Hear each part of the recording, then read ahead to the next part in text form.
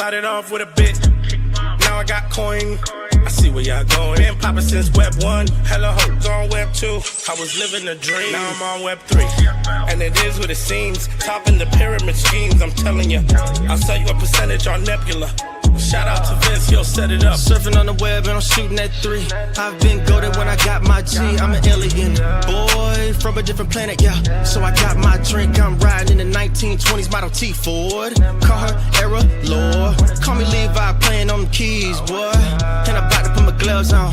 If I said it, then I meant that. Yeah, I like that one, I'm about to get that. Crash that whip for the drumsticks, whiplash. I'm about to get them all. Are you with that? In a white boat, surrounded by blue. I want one, but I got a cop too. I wanna fly high in the sky, arms out wide, trying to soar from a bird's eye view.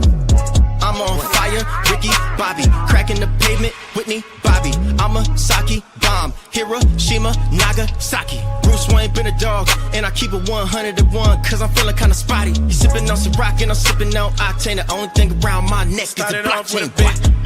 Now I got coin. I see where y'all going. Been poppin' since Web 1, hella hoes on Web 2. I was living a dream, now I'm on Web 3. And it is what it seems, topping the pyramid schemes, I'm telling you. I'll sell you a percentage on Nebula. Shout out to Vince, he'll set it up. NFT, Twitter, blockchain. Seeing with the ghosts and we ballin' like LeBron James. Crypto. We can make a trade, get the memo. Refuse not falling for the FOMO. Listening to Coffee with Captain. You know we worldwide, they loco. I ain't never gon' stop rapping. Orlando, yeah, we working magic. We rocking Ethereum NFTs. I just went and caught me a half base. Man, I got a shout out Started to off with a bit, now I got coin. I see where y'all going. Been poppin' since Web 1, hella hoes on Web 2. I was living a dream, now I'm on Web 3. And it is what it seems, topping the pyramid schemes, I'm telling you. I'll sell you a percentage on Nebula. Shout out to Vince, he'll set it up. Freaking the mood to choose one, but they got knowledge to move, son. I'm shocking in shades with my brother in suits. Yeah, them blues is coming. Even though it's hard to pick, eeny, miny, mo, soda on the mix, no biting lips, it's time to go. Index number 1, no thumbs up, you gotta scroll. Looking at the ghost in studio, it's time to go. I had a helmet on by myself until I met a mask that wanted to have a face off. So I had to bring my chainsaw, full tank of gas in the drive with my brakes off. I'm A1, but a different kind of steak sauce. Welcome to Coffee with Captain, powered by ApeCoin, where we dive into all things crypto, NFTs, Web3, and cutting-edge technology. Remember, nothing here is financial advice. Early-stage tech can be exceptionally volatile and risky. So grab your coffee and join Cap and Steve for today's conversation. Welcome to the future. Welcome to Coffee with Captain GM. Thanks so much for joining us. If you haven't done so, do us a favor, drop us a GM in the chat down below. Head up top, smash that like, repost a bookmark on today's space. Would greatly appreciate. Warms up the algo and does us all. I'm getting a little bit of echo on my end. I think I just had the mic or the cans turned up too much, but can I get a quick mic or a quick audio check in the audience? Just give me 100 or a thumbs up if you can hear me okay. Same thing would be appreciated. We're live over on Abstract as well as YouTube. Both those are pinned up top as well. But I also just noticed it might have been Abstract reverberating. Is that the word reverberating back? Am I using that in its correct form? Shout out to RDL, always over there in I couldn't understand. He was number 2, and then the thumbs up post got him number 1. He got the crown. He stole the crown on YouTube. Solomon and Von Front, and you're slacking over there in the YouTube streets. But appreciate y'all. Hope everyone had a great weekend. Everyone except the IU fans. I hope everyone else had a great weekend. That might be the last we talk about IU and Ohio State. Unless Von Frunton joins, he can have the stage for like 30 seconds. But other than that, appreciate y'all, Kazi and Katie in the Abstract chat. We are live. Seems like we are good. The only last check would be if we get a guest speaker on stage and we lose their audio. But I think we're good to go. Actually, one more check. This morning is a Monday, and a little bit of travel was off. Okay, we're gonna leave it as is. Both are on the Rodecaster mics, but one is on the main stereo, the other was on the chat. Sometimes this throws off a little bit, but the beauty, it does give me the ability to step on top of guest speakers, I believe, the way it's set up currently, so I can speak over Machiavelli or anyone else who wants to join in. If I go stereo, I can't cut them off without muting their mic. GM Machiavelli, quick mic check. Mic check. 1 2 1 2. Loud and clear to me. Thank you for coming up. Great to see you in Art Basel. If you enjoyed the trip, are you still in Miami or did you make it back home? No, man, I'm not gonna be home till Tuesday night. Nice. Enjoy. So I got a couple of meetings out here today, and then I fly out tomorrow afternoon, so Are there any? I'm excited to be here for another half a day, day and a Nice. half, and any events, take care of business. Any events or anything that are carrying on into today, or just personal meetings? Anything? Oh, personal meetings, just trying to grow the brand and do what we do. Nice, man. Good for you. Respect the hustle, and again, great to see you as well as so many other friends at Art Basel. It rejuvenated me. I'm going to be honest. I'm going to come in just to get it out there. We're still cold open. But for those of you that are here early, you can hear it because I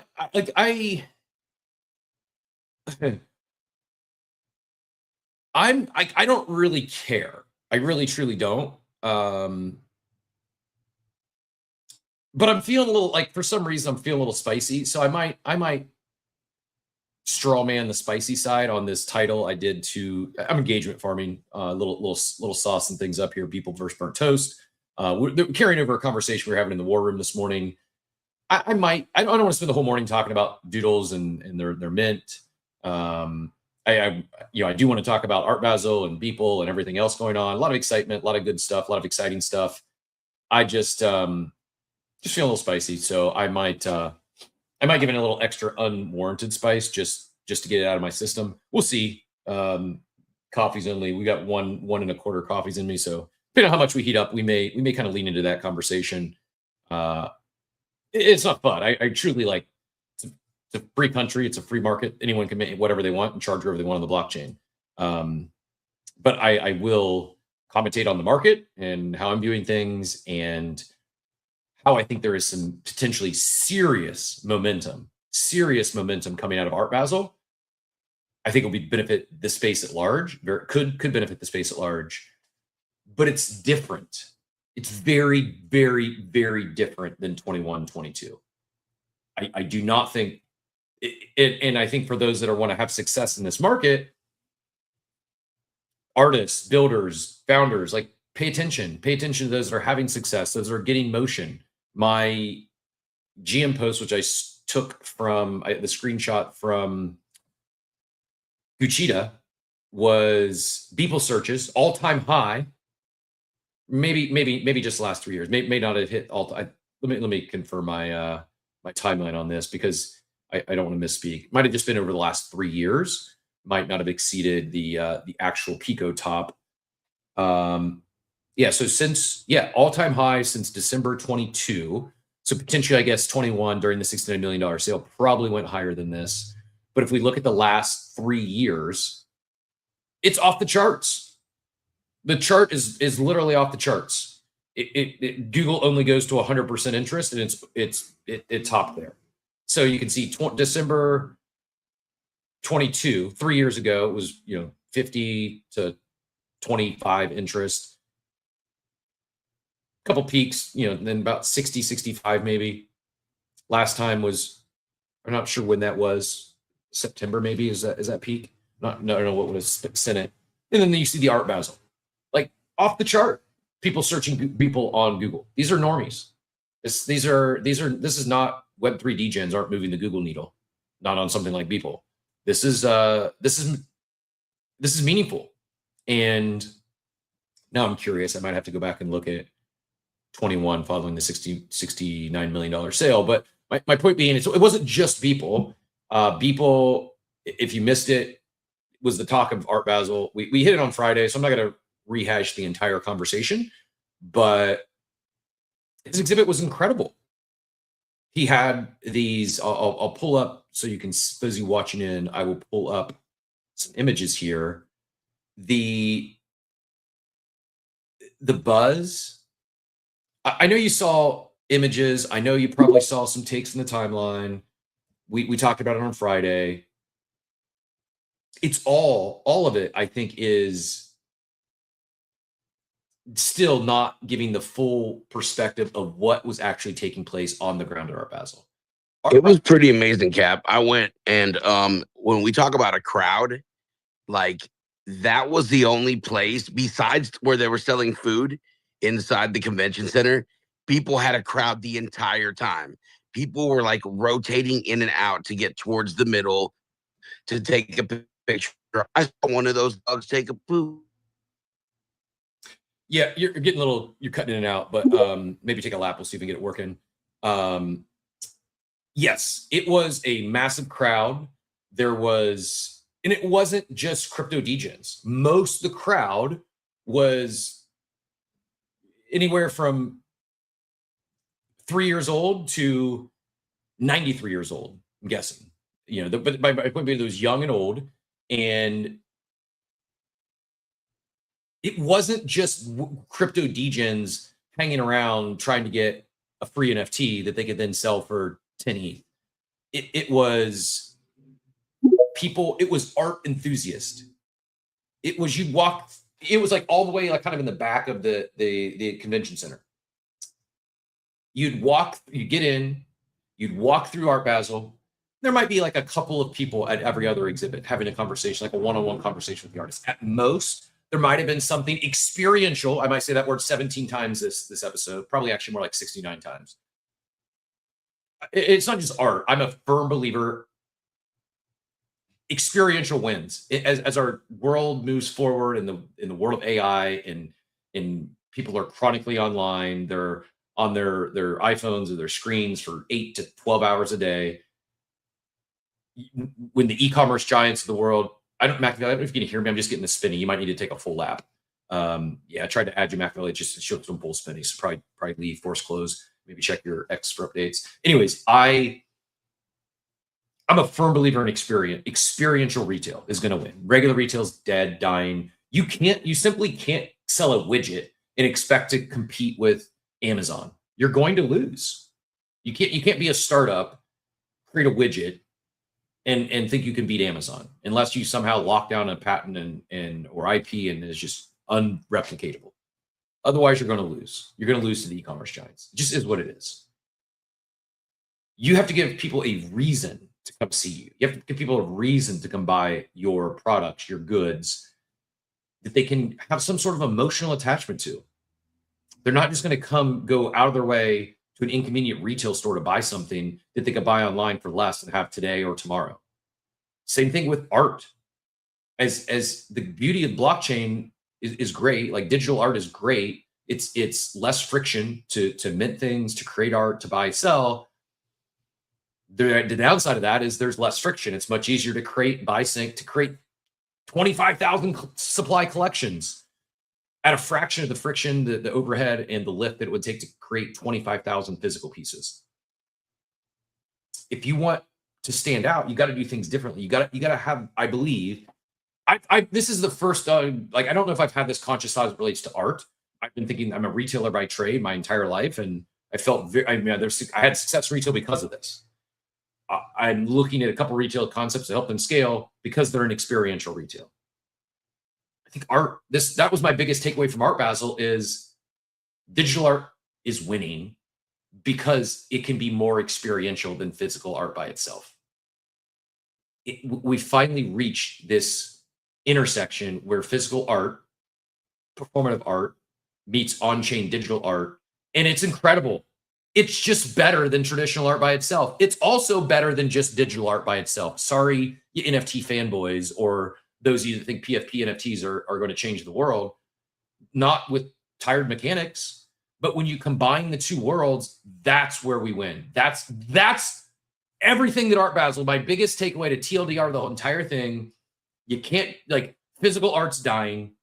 Not dying. I say that's a hyperbole. It's very, I think it's going to be very difficult to break out, to scale in the physical art realm by itself without some high net worth donor or collector or a gallery. You got to almost catch lightning in a bottle. I think the same thing on chain. But when you combine the two and you create some new mechanics, some new elements, it's the talk of the town. If you've been on the show, you've heard me talk about Fred again. I can't wait. I just found a new documentary I shared in the War Room.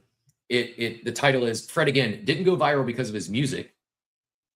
It's because he's creating experiential art. If you don't know who Fred Again is, go Google him. Look at any of his shows this current tour. It is absolutely electric. It gives me chills thinking about you couldn't go to a show and not experience something. You may not like his music, but to have that experience in that real world setting. That's why went viral and become a global phenomenon. Not because it's music, because the experience and the emotions he invokes when he delivers that experience. It's something special. And I think this is where our world is heading. It's not just online. It's not just physical. I think combining the two elements is the way forward on many fronts.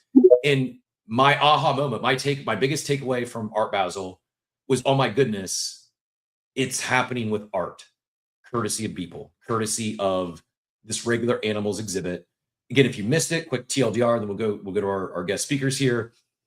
This exhibit was like a fenced-in area, a dog pen essentially, with these robot dogs you see on the header, Zuck and tech titans and artists and dictators on these dog robots, which you think about what Beeple poured into this.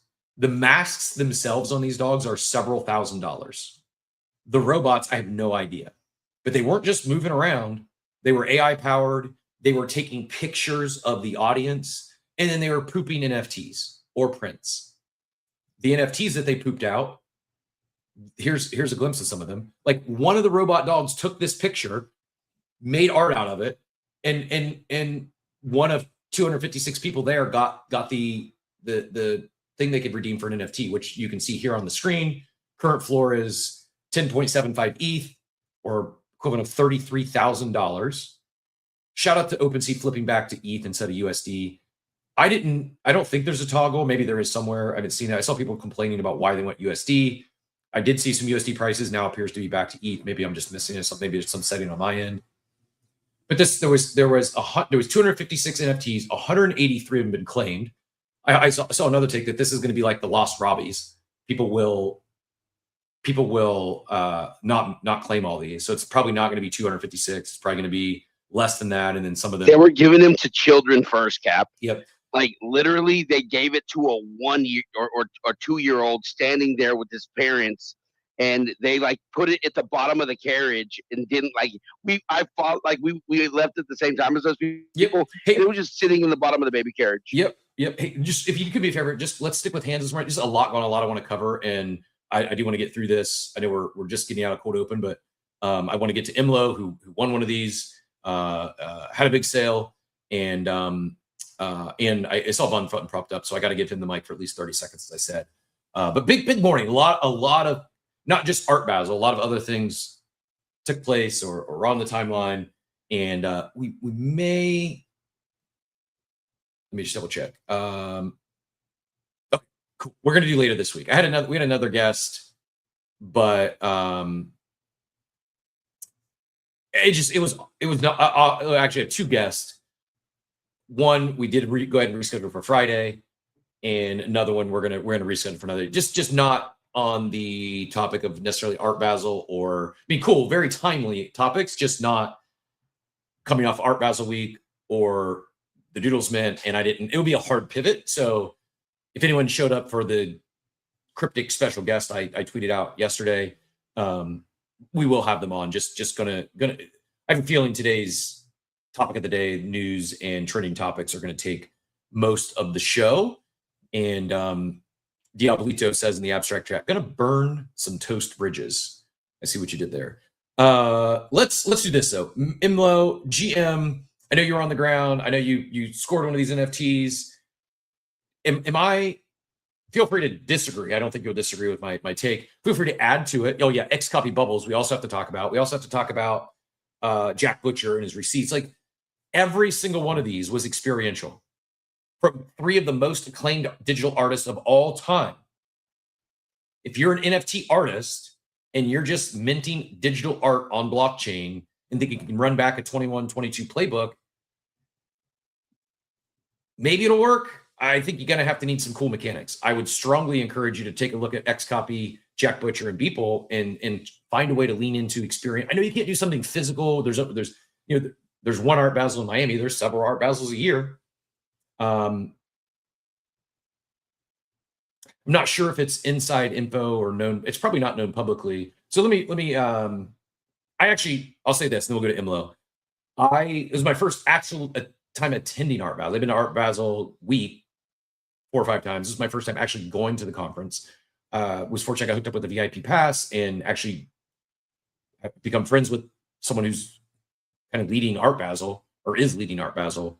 And I'll just say this, like there was, I think heading into it, might have been a toss up whether, this is me speculating, might have been 50-50 whether 010 or the digital art exhibit would be a one and done or would be at future Art Basels.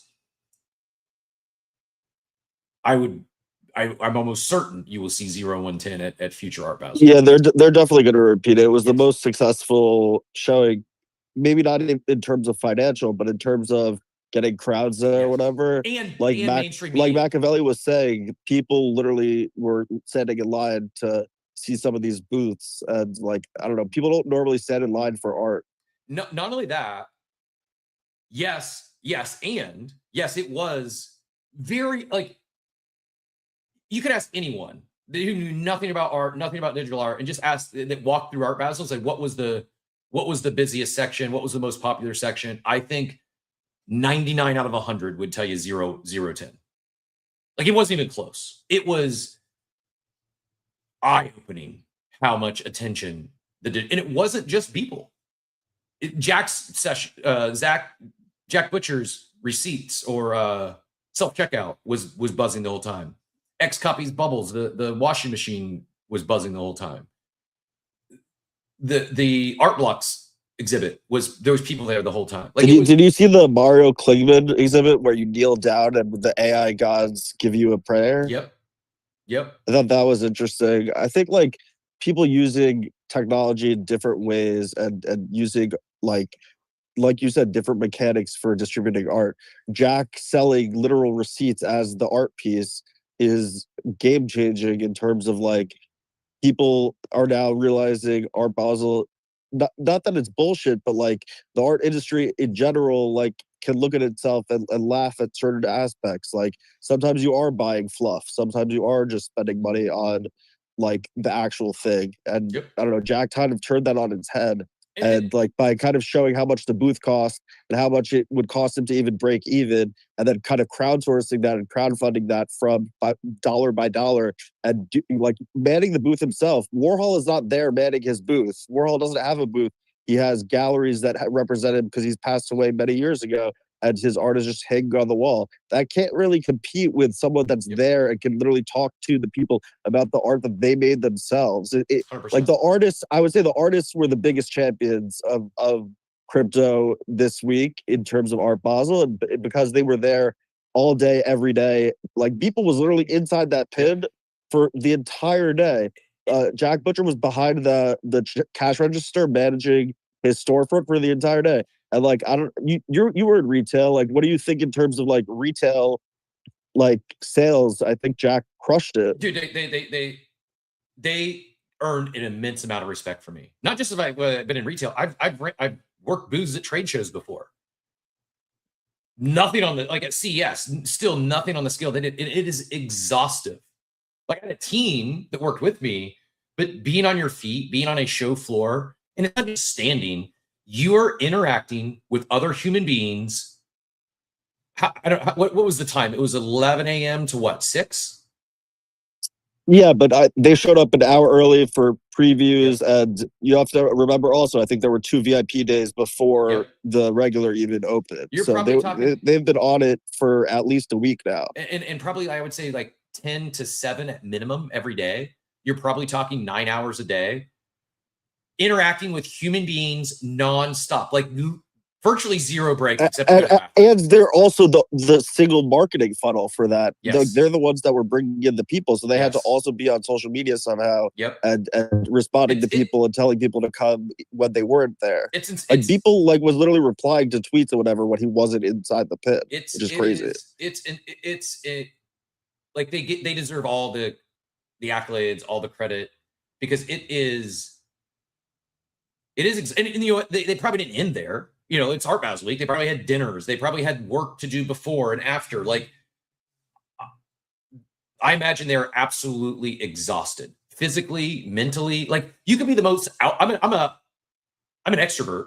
I'm outgoing, when I just go to a conference, I need a break afterwards. It's exhausting to me just talking. And I do this for a living. I enjoy talking to people. It's still exhaustive when you talk to, like, one of my favorite things to do is host a conference. We used to have our annual franchisee. I used to love it. It was like I was in my flow state. And I would be on stage and emceeing from, I'd go to breakfast and you're networking and talking and hosting while you're at breakfast, at 8 o'clock, and then the conference starts at 10. And from 10 to 5, you're running the show. And then you go to dinner. And I loved it. And I can't, like, I also played sports. I'm pretty active. Can't think of a thing that I've ever done that's been so exhaustive as hosting a conference or hosting a trade show booth, because you have no breaks. It is so draining mentally and emotionally. Like, it's because you're always on. Like, you just can't, like, take a breather. It's literally nonstop from the moment they wake up to the moment they go to bed. They're on their A game, and that is so tiring if you've never done it. So to do that and still have the energy and like you said, still be putting out the social stuff, like, it's really, really impressive. And I want to make sure we get proper flowers there, not just for the results we're seeing, but the effort that goes into it. And not claiming to have ever done anything like what they pulled off at Art Basel. I'm just saying I would be shocked if they're not absolutely exhausted and feel like they want to go sleep for the next week. Imlo, anything you want to, I don't want to. Yeah, I would say, share me a DM. I don't know if you want to share that. Yes, it's tiring to go through a week of convention and all that other stuff. But I'd also imagine a lot of them that I've spoken to feel very re-energized about the space. And like, I think there's a new chapter that's starting for crypto art and for digital art in general. And whereas the only reason that we even had 12 crypto galleries at Art Basel itself is because 20 traditional galleries dropped out and they needed to fill space. So they're having it again, which shows that, like, that we crushed it in terms of both attendees and also the artists bringing in the audiences and bringing in traditional people to come, like, show their work and view and experience art in a different way, in a way that, like, traditional art can't really compete. I agree. And that's why I think, like, you're going to see a lot more experiential art coming across the world, and you're already seeing it. Like, Rafiq's show at the MoMA was the MoMA's most popular show in 50 years or whatever that they had, because, like you said, it brought people from all ages, and, like, it had kids involved and kids wanting to jump and play with the interactive AI and whatever. What you had at Art Basel is the same in terms of, like, there were more than 10 different artists that showed their. Sorry, someone just recognized me on the beach. Yeah. But basically, what I was saying is I think this is, like, a very awesome moment for digital art, and I think that it's going to be really dope for, like, to see how it develops in the future. And it's been really awesome to experience this in person. And obviously, yeah, I'm happy that I also was able to financially benefit in terms of minting one of those Beeple NFTs and flipping it for 11 ETH. But, like, even had I not experienced that, I still would have been happy with the experience. GG's, congrats on the flip. I got one more question, then we'll get our hands here. Welcome Thomas to the stage, new speaker. We'll get through hang tight for a minute. We'll get through Von Front and Machiavelli had their hands up here, and then we'll bring you in. He mentioned, as Emily mentioned, he sold it for 11 ETH. You can see there's only 3 listings right now. It goes from 9.75 ETH floor to 15.26 to 17 to 22 to 25 to 50. So I lied. There's 6 listings, but 6 of the 183 are listed. You said a moment for digital art. I agree, and I haven't even expand on that. And I'd like to get your thoughts on this, and then we'll go around the horn here on the stage. A lot of people will probably reference, when did NFTs break out? A lot of people say 2021 had their breakout moment, and I can't disagree with that. I think digital art just had its breakout moment. Well, like, we went mainstream, not in the crypto degens, the people who are going to look at these as financial instruments and hyper financialize them and speculate on the art and get excited because they think they can make money on them. I think digital art really had its breakout moment at Art Basel 2025, and I don't think it's ever going back from here.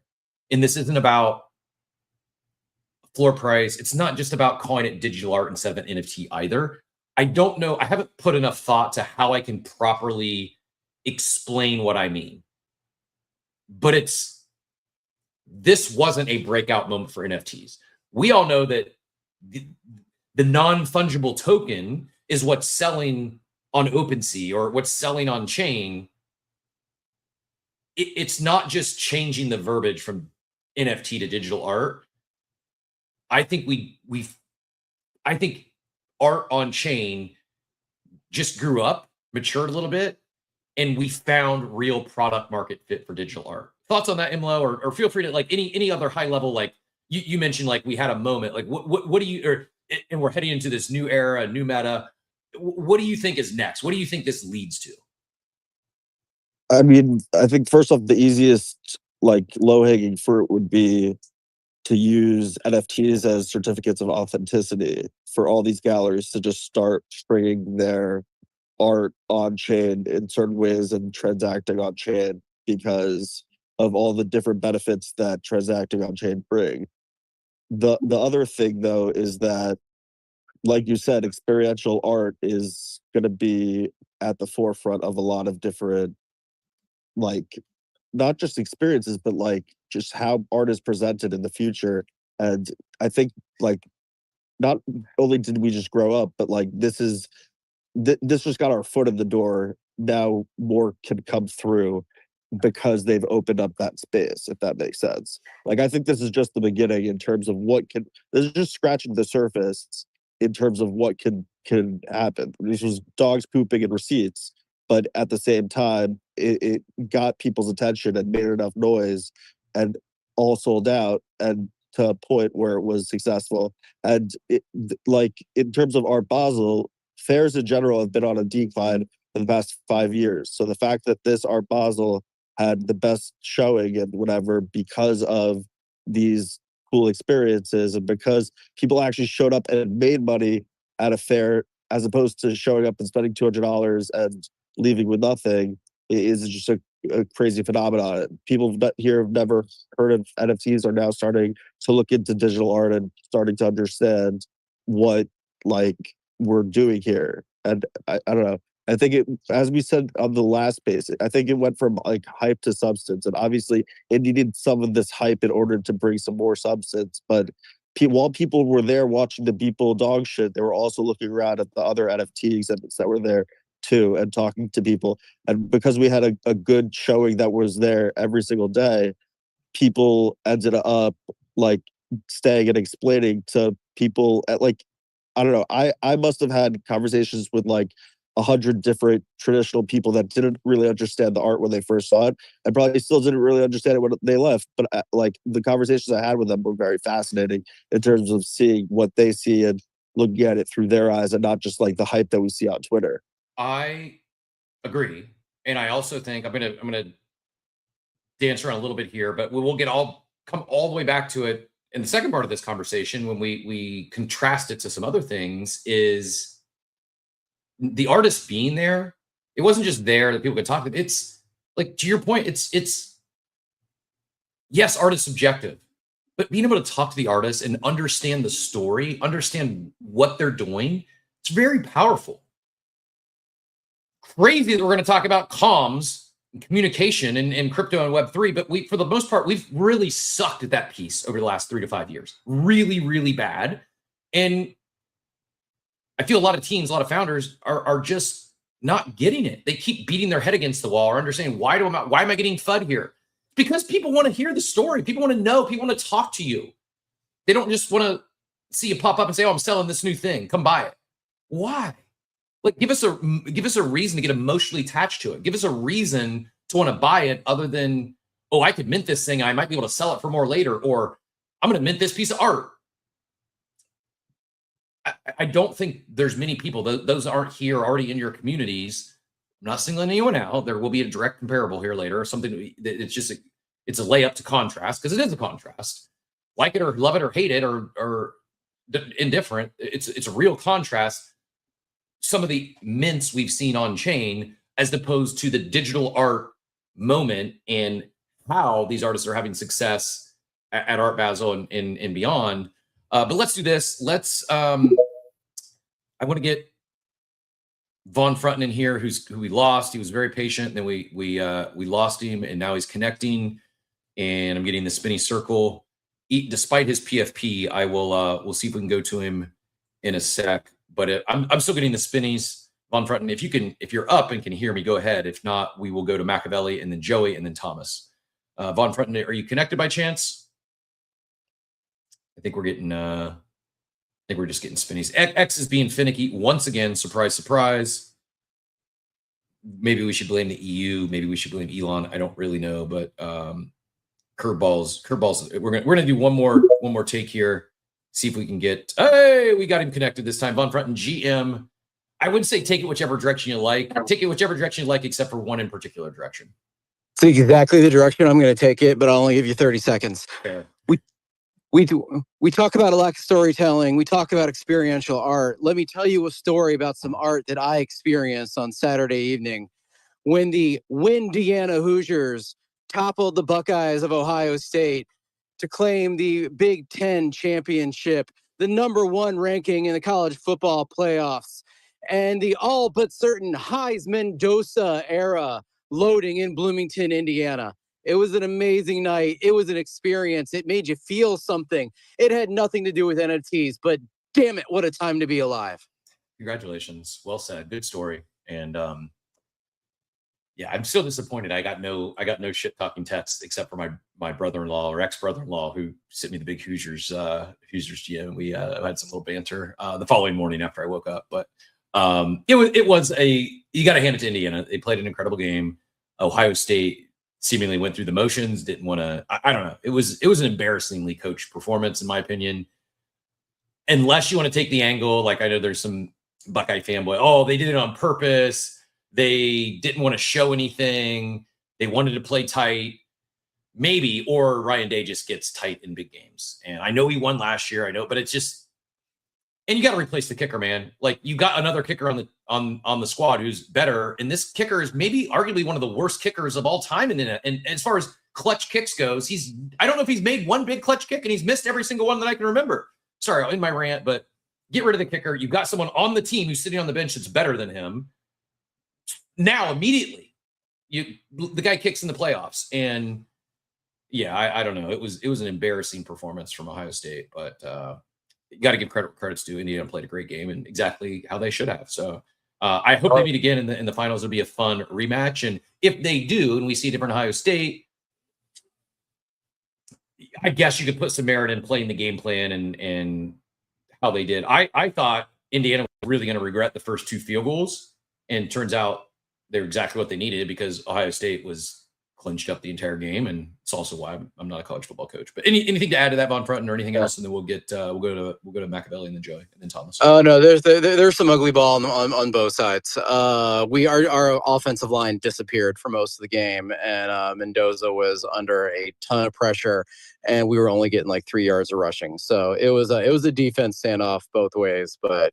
I'm hoping that our offensive line remembers that they play American football between now and the Rose Bowl, because I would like to see Mendoza have a little bit more time back there to sling the ball before he gets running around. I will bring it back to digital art and the actual topic at hand. Thank you for letting me have my victory lap. And I would have texted you and gone harder in the war room. But see, I've got this friend that hosts this daily show where I can just come and talk live about it in front of everybody. So why would I want to send a text in private where I have this stage available to me?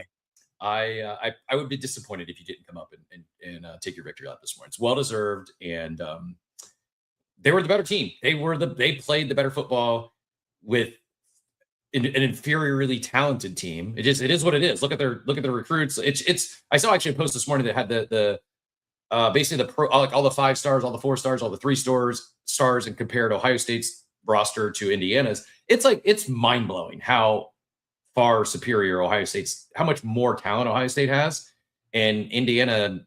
I mean, other than tackling their defensive linemen and not getting called holding, Ohio State or Indiana really did dominate them on almost every aspect of the game. Yeah, I'm pretty sure Ohio State could put up numbers against my battered Indianapolis Colts right now. It is those are grown ass men on that side of the ball. So I'm happy. It's going to be a fun month leading up to the Rose Bowl. We'll see where January goes, but it was a fun weekend. So back to the topic at hand. Thank you everybody for letting me have my tangent. I do agree. Like I know we kind of talked about in the war room, right? Like kind of Beeple being, the kickoff from the 2021 NFT Mania. Is he going to be the kickoff from this one? I have no idea. What I will say, and again, I credit Beeple. I'm sure there are other artists that do this. I'm not deep in the art game, so forgive my lack of knowledge of other artists that are out there that are maybe doing stuff that are similar. Would love to learn more about them. So feel free to comment, tag me. Would love to explore more artists out there. But I think to your point of like what people did the first time, it was what, 500 every days. Like, dude had been making NFTs for 500 days up to that point, right? It had been over a year of just like, hey, here's some art. Hey, here's some art. Hey, here's some art. And then it packaged together, and then it went to auction, right? And then it was like, oh, hey, like this is 5,000, 5,000, 5,000. Oh, damn, shit. Okay, I'm way off. Like I said, I don't follow the art that much. So again, it was a lot, right? But dude had been doing it for years. And then finally it became a thing with NFTs, and it was like, oh, hey, we can do something new with this technology, right? The NFT side of this was part of it, right? But I mean, you had a physical interactive art display. You had, art, political commentary, say what you will. He chose those faces to put on those dogs for a reason. He had AI built into this thing. He had, then the digital component of it. He then had the on-chain component of it. It was this really cool melding. And I wasn't there, so people who were there can speak to this with much more certainty of this. But like, it was a very cool, like, whether you liked it or not, art's subjective. You don't have to like it. That's not the point. But I appreciated it because it was a very cool melding of many different mediums of art kind of put together in this very cohesive way. And was there an on-chain component of it? Yes. What I hope it does, and I think Cap, I'm guessing you're going to agree, but if you don't, feel free to disagree. What I hope it does is that whether or not it kicks off any next bull run, price go up, who knows, right? I mean, I've got my own feelings on that. But what I do hope it does is that it inspires a next wave of artists to start saying like, hey, I can start putting these building blocks together, right? AI didn't exist in 2021, or at least not in the format that it does today, right? Like, you can start putting these different mediums together, do really cool shit with art. Maybe there's an on-chain component, maybe there's not, but it's inspiring to me. I'm not an artist. I'm not going to do anything with it, but it's inspiring to me. I hope that it inspires others to see that, wow, this is something, maybe I need to start pushing some boundaries above and beyond what I've been doing. Or that artist takes their first step to say, hey, I had an idea. I thought it would be totally cringe.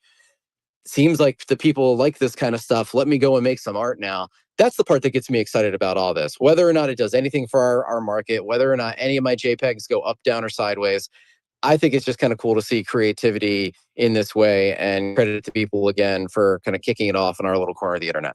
I agree. And one other quick take, and then we'll get, I think Machiavelli's up next, then Thomas, then Joey. We had, I'm not gonna out the person if they want to add it in the chat or jump on the screen they can. I'm gonna quote. On a serious note, I find with most digital art, it's not the medium, it's the feeling, and supposed to be, but the brand, not their story. I might be misreading that. Point getting to here, combine that with thin liquidity and a lack of market making, and I have no interest in story money and inflationary product designers. I think we see digital art houses understand what actually happens in art and not what they want to happen in art. You end up with a lack of capital adoption. I think Art Basel will lead to an explosion in digital art houses, and or at least more capital flowing into digital art because of what Von Frunten just described. And what Imlo said earlier is Art Basel was going the other direction. Artists were pulling out, galleries are down. Like traditional art was not having a moment. And the buzz, the talk around Art Basel from the ground was most of the other artists, at least the ones that I engaged in or heard with, they were absolutely paying attention to the digital art explosion. And they knew it was like it was a FOMO moment for digital art, or for traditional artists, for traditional art collectors. Again, the biggest takeaway for me is it wasn't crypto degens that were excited about the Beeple exhibit in 0110. It was the traditional art collectors, the traditional artists were talking about digital art and viewing digital art and had an interest in digital art that I have never seen before. It, even in following the $69 million Beeple sale, people were still making fun of it. Oh, that'll never last. It's a scam. That's some Ponzi. The attitude towards digital art has, from my perspective, from my lived journey, has completely flipped. And it happened at Art Basel 2025. I wasn't expecting that experience. I wasn't expecting to take that away from Art Basel, but I can't summarize it any other way than the view from the outsiders, artists, traditional artists, galleries, traditional art houses, media. It flipped. It's not just Beeple. Beeple led the charge, but it really flipped towards, I think it's kind of like 2021 NFTs, PFP NFTs, kind of lightning in a bottle. A lot of things just lined up at the right time. I think now we're seeing that again. It's different, very different, but we're seeing this convergence of AI, which is like a lot of artists are freaking out about AI. We're seeing the convergence of traditional art or galleries. They're not having a moment. Art Basel was not having a moment. It is now on the back of this digital art explosion, but it's not just digital art by itself. It's not just NFTs on chain by itself. It's this convergence of digital art, physical art, experiential art, all that AI is a big piece of it. It's all coming together in this convergence. And I think, will people still put acrylic paint on a canvas and sell that? Yes, absolutely. It's not going away. I just think if we're going to look for what is going to be like the next meta in art, what is going to be, what's capturing the attention, you couldn't convince me otherwise. After seeing what I saw on the ground at Art Basel, that this convergence of digital and physical art with a sprinkling of AI is not where the art world is heading, or at least very much so looking at and taking a hard thought on right now and for the foreseeable future. I don't see it going another direction. Machiavelli, go ahead and get in here, and then we'll go to Joey and then Thomas. Appreciate all your patience this morning. Yep. No worries. Yep. Hello, can you hear me? I got you. It's a little cutting in and out, but I think you're good. Joey, if we lose Machiavelli, take over. I'm going to go refill a coffee. So Machiavelli, take it as long as you like. Then Joey, jump in here. If we lose Machiavelli, Joey, go ahead. Yeah, I think the best part about the Beeple exhibit that I don't know what people were paying attention to, Emlo might have been paying attention to this, is like he had a Warhol dog, he had like a Picasso dog and stuff like that. And these things were actually the type of prints that they were coming out was art that was shaped around those type of artists. So like the would produce a print that was like very Warhol inspired through AI, and the Picasso one would do the same, and then the one did also the same. So like it was like this really, it was pretty dope how interactive it truly was, and like how different each one of the dogs was, and the kind of teaser art that it was producing. I thought that was one of the most amazing parts about that exhibit. That's really all I wanted to add. I'm about to bust down. I'm gonna hand it to Joey. High five. Thanks, Machiavelli. Emlo, you got the Basel vid? Sounds like you got the Basel vid. No, I'm just outside and I just woke up. But I have a question. I have a question. Did like seeing more of Jack Butcher's receipt art change your opinion of that, or you still think it was bullshit?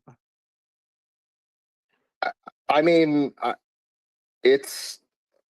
I guess time will tell, but I still don't understand the I don't know. It's not for me. Listen, I said it on Friday. I bought one because everybody was like, "Oh, but what if he does do something?" And I was like, "Whatever, it's $10." So I bought $10 worth, just to say I was here just in case. I still don't get it. I don't like. To me, it's a digital receipt or a physical receipt, like I don't see that as art. But again, art can take, as you guys are talking about, art can take many different forms, right? Performative, et cetera, et cetera. So maybe one day I'll get it, but I still don't really get it. I feel like first off, this is very in tune with Jack's art in general. So a lot of it is, if you get it, you get it, and if you don't, then like you will one day, probably, or maybe not. Or maybe but not. Like, Jack's not for everyone. I'm not a big fan of Jack's mechanics. Just me. Like, I respect how he's obviously done well for himself. I respect how he's done. It's also art. It is subjective. Part of it is get people talking about it. Part of it is you don't want to make just mild art. He's a master at marketing. That's what it is. And he showed you that he could sell you nothing as art, and it's still art. He told you the receipt, and he gave you a bag. He even gave you a bag for the receipt. Oh man, I missed out on the bag. I didn't know that was a thing. I'm FOMOing this bag, but it's also polarizing. I think like good art often is polarizing, and like just like taping a banana to the wall and selling it for millions of dollars is polarizing. Most people won't get it. Most people are gonna think it's dumb. That's traditional art. That's art in general. Like, it's not, every artist is not. I could have an endless amount of funds, infinity. I don't know if I'd ever buy a Rothko painting. I just don't get it. I'm not knocking it. It's just not for me.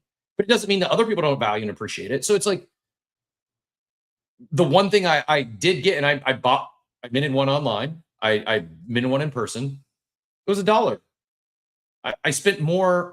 Like, by comparison, I bought a little slider appetizer in the collector lounge that was $27. It was probably like $2.70 worth of food. It was good, but it wasn't worth $27. I paid $2. I went out on the show floor and minted a piece of art for $1 to support an artist who's there hustling. And what I appreciated the most is that out of everything Jack could have done for his Art Basel debut, he chose to flip Art Basel on its head and show exactly how much they were paying for their booth, which, by the way, was 50% off of what everyone else was paying, which is why they even had room for them. So they paid $70K for their booth, whereas most booths paid like $150K. Then he showed how much it costs to actually set up a stand and all that other stuff, labor, etc. And he showed people how much it actually costs to break even. And then he crowdfunded it. Yeah, the receipt itself, I don't think is the art. This is my opinion, my personal opinion. The art wasn't the receipt. The art is the exhibit. The art is the transparency.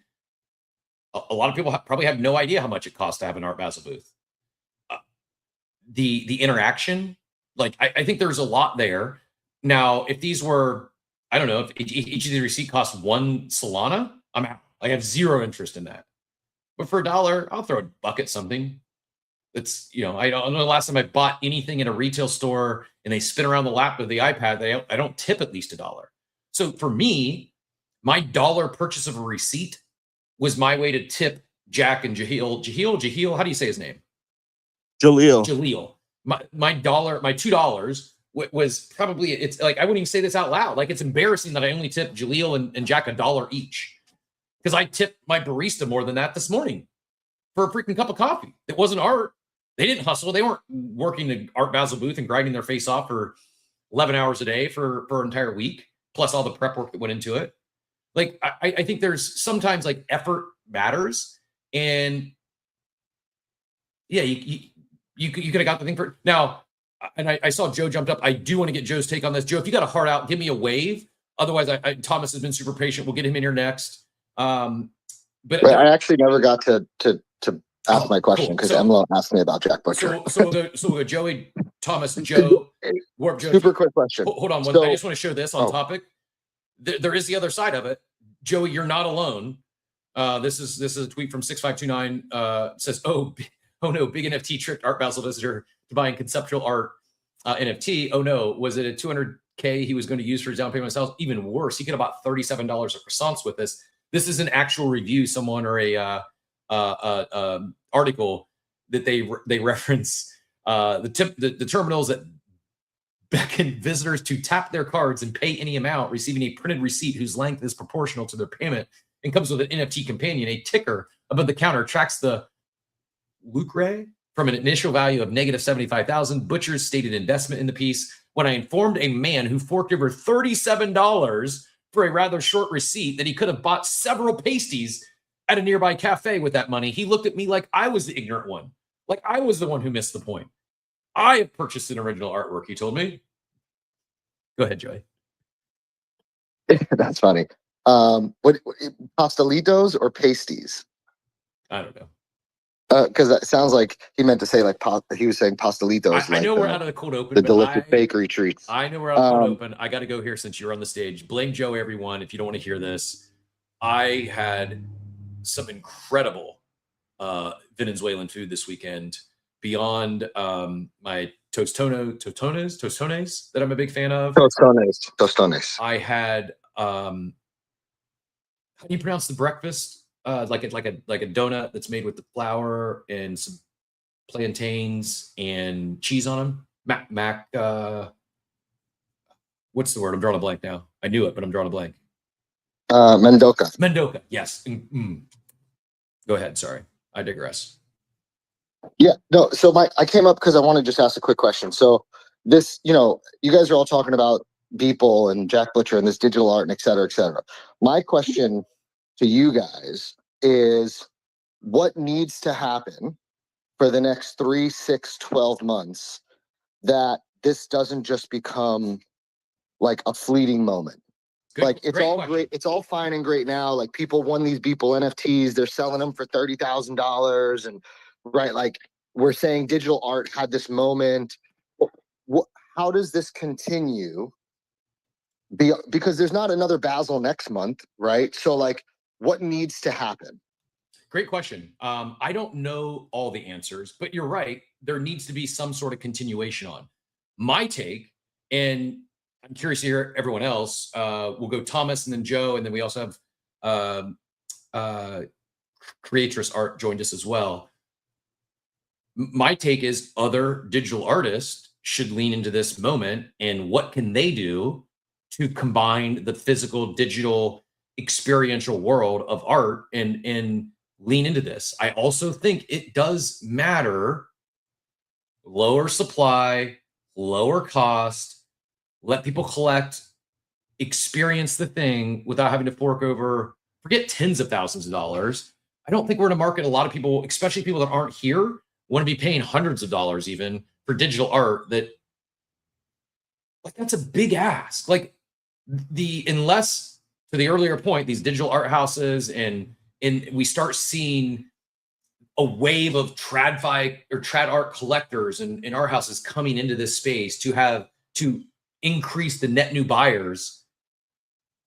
It's not going to happen immediately. It's going to take some time. And I think it's really leaning into this stuff and realizing things have changed. Digital art, I think, is having a moment, can have a moment, but it's not the same moment that was 2021. It's not minting 10,000 or 25,000 pieces of art and just throwing them on chain and say, oh, collect the art if you want to collect the art. Some artists may have success in that and sell out. Most will not. Most won't mint out. Most will go to zero. It's people aren't looking to collect receipts on blockchain. Yes, pun intended. And yeah, Art Basel doesn't happen every month, but there is multiple a year.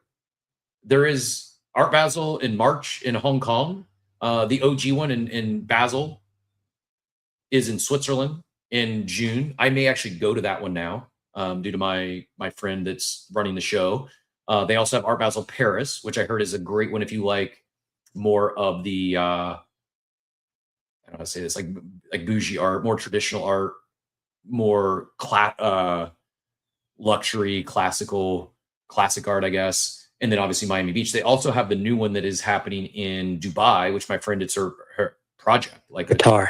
I think this one's Qatar. It is Qatar. You're right. Excuse me. It is Qatar. That's going to be a brand new one. So there'll be 5 next year, which yes, is not every month, but thanks for that ad, Joe. Thomas has been super patient. I think he was one of the first people up on stage. Thomas, GM, welcome to the stage. First time caller, maybe first time listener. Welcome. What brought you up this morning? Ooh, I can't hear Thomas. Just me? I can't hear him either.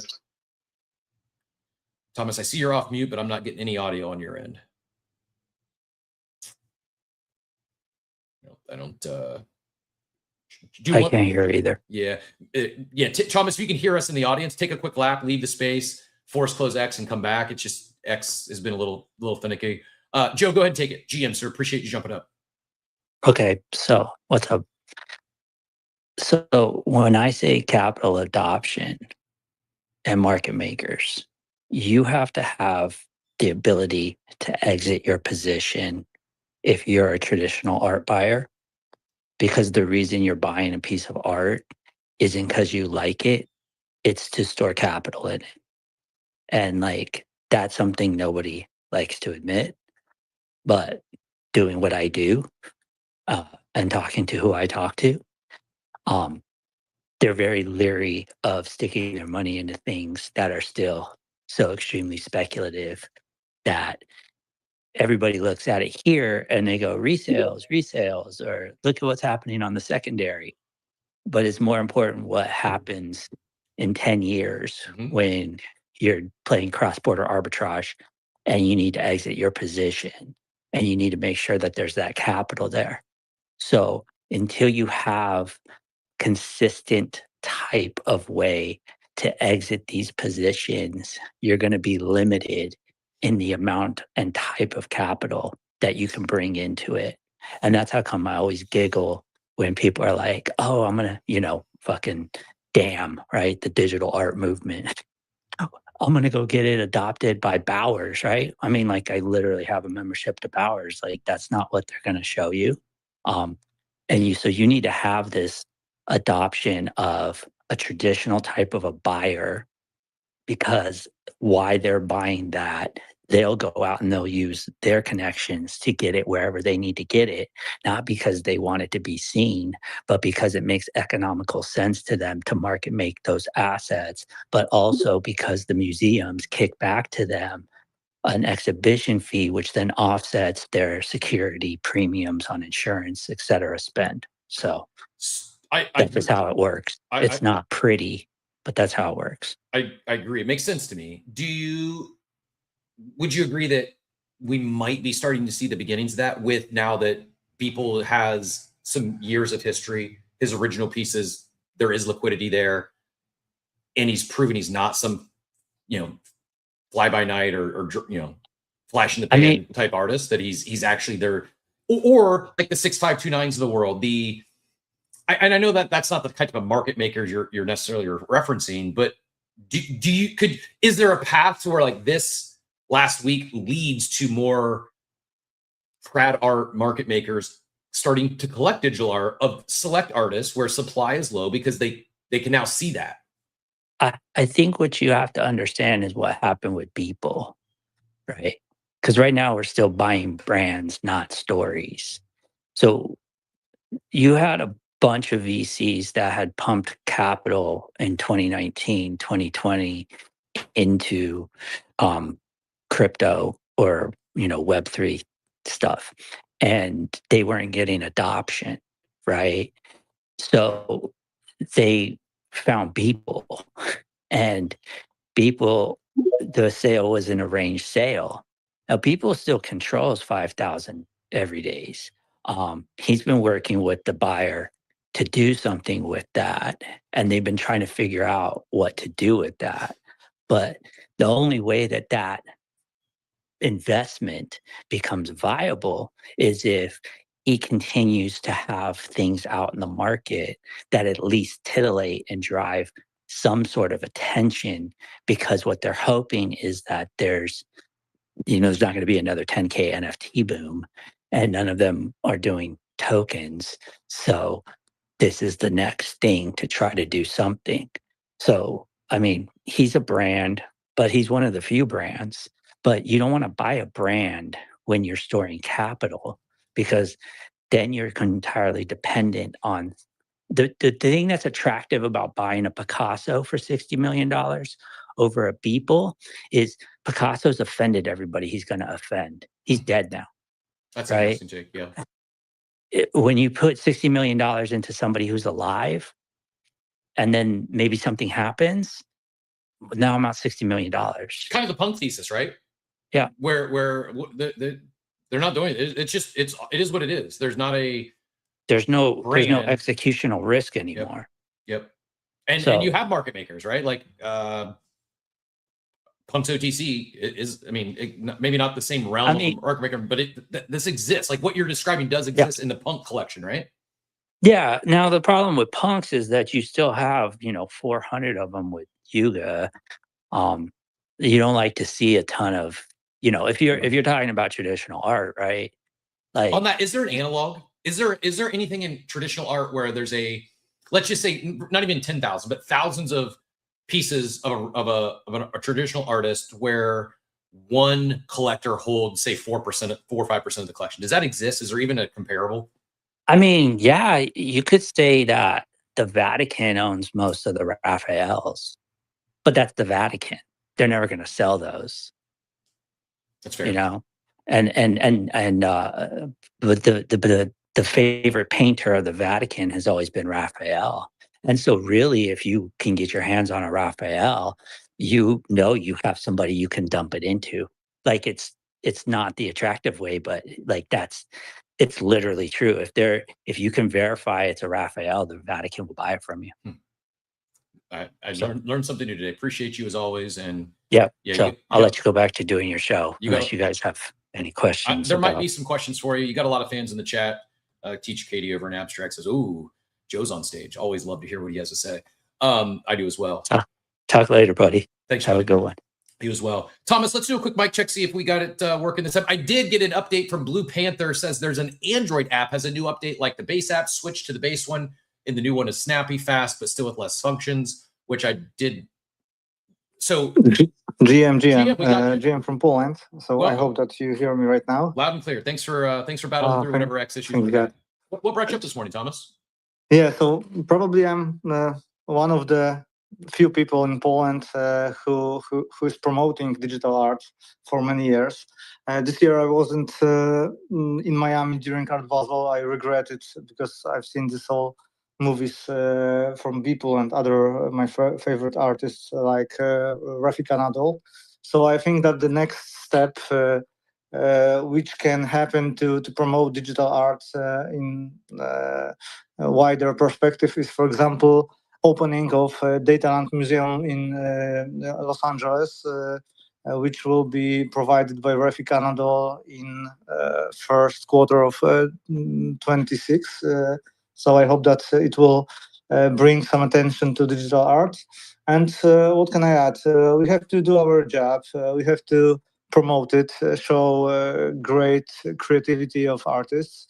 And thanks to Beeple and his attendance at Art Basel, I'm trying to do again some things in digital art field in Poland, because I've started a company which was promoting digital art and selling, but in Poland it was very difficult. Right now we've got some difficulties in bringing new crypto law in European Union. It's MiCA law, and we are trying to do such rules in Poland too. So right now there is a huge discussion about crypto here. So right now, even if I could and would to mint some collections, I can't, because I have to wait for new law. So these are such difficulties here in European Union, and I wanted to point it because it's quite important to this area. Oh, we'll appreciate the work and the effort to push the digital art space forward. Welcome to Coffee. We run this back every Monday through Friday at 8 a.m. Eastern time, and talking all things digital art, crypto, NFTs. Mostly tech, sometimes an occasional meme coin, but mostly the little more. We skew slightly. I don't know. I don't want to take shots at anyone on the stage with me, but slightly older or in the age demographic as far as on-chain art and crypto is concerned. Jambert, appreciate you as always. GM, welcome to the stage, and we'll go to Creatress next. Jambert, GM, take it any direction you'd like. Yeah, GM. Yeah, so Miami Miami just hits different. One. Two, the receipts. So what I thought was interesting was the seed phrase is on the receipt. Mhm. So yeah. So like it's bringing others who may not even know, how this works, Yep. which is cool. I thought that was really, really cool idea. So I was like, all right, that's cool. And then Beeple was just there was so many people asking questions. I was there a couple of times um this weekend, and there was so many people just asking questions on like who is Beeple? Like they had no idea. They had no idea who he was. Mhm. So I think that's going to really I think this weekend's really going to open the eyes of many who still have no idea maybe even what is going on. Why are we here? I think it's great. I think it's a good thing, and I think it's could be a movement. A movement forward. Yeah, I agree. Would any takes or ideas on what could push that movement forward? To the earlier point, we might have 4 or 5 art battles a year. Beeple's probably not going to be at every one. Any thoughts or takes how an artist listening in, that whether they've already created some digital art or not, how might they take this momentum and move it forward in the interim between now and next art battles? Any thoughts or ideas? I mean, it. I guess they're gonna have to push it to the media. I mean, we're a small space. I mean, we're large, broad among the world, but truly, it's still small. And I think these the artists that have the attention need to the media like the get out to the media as much as media can spin it whatever way they want.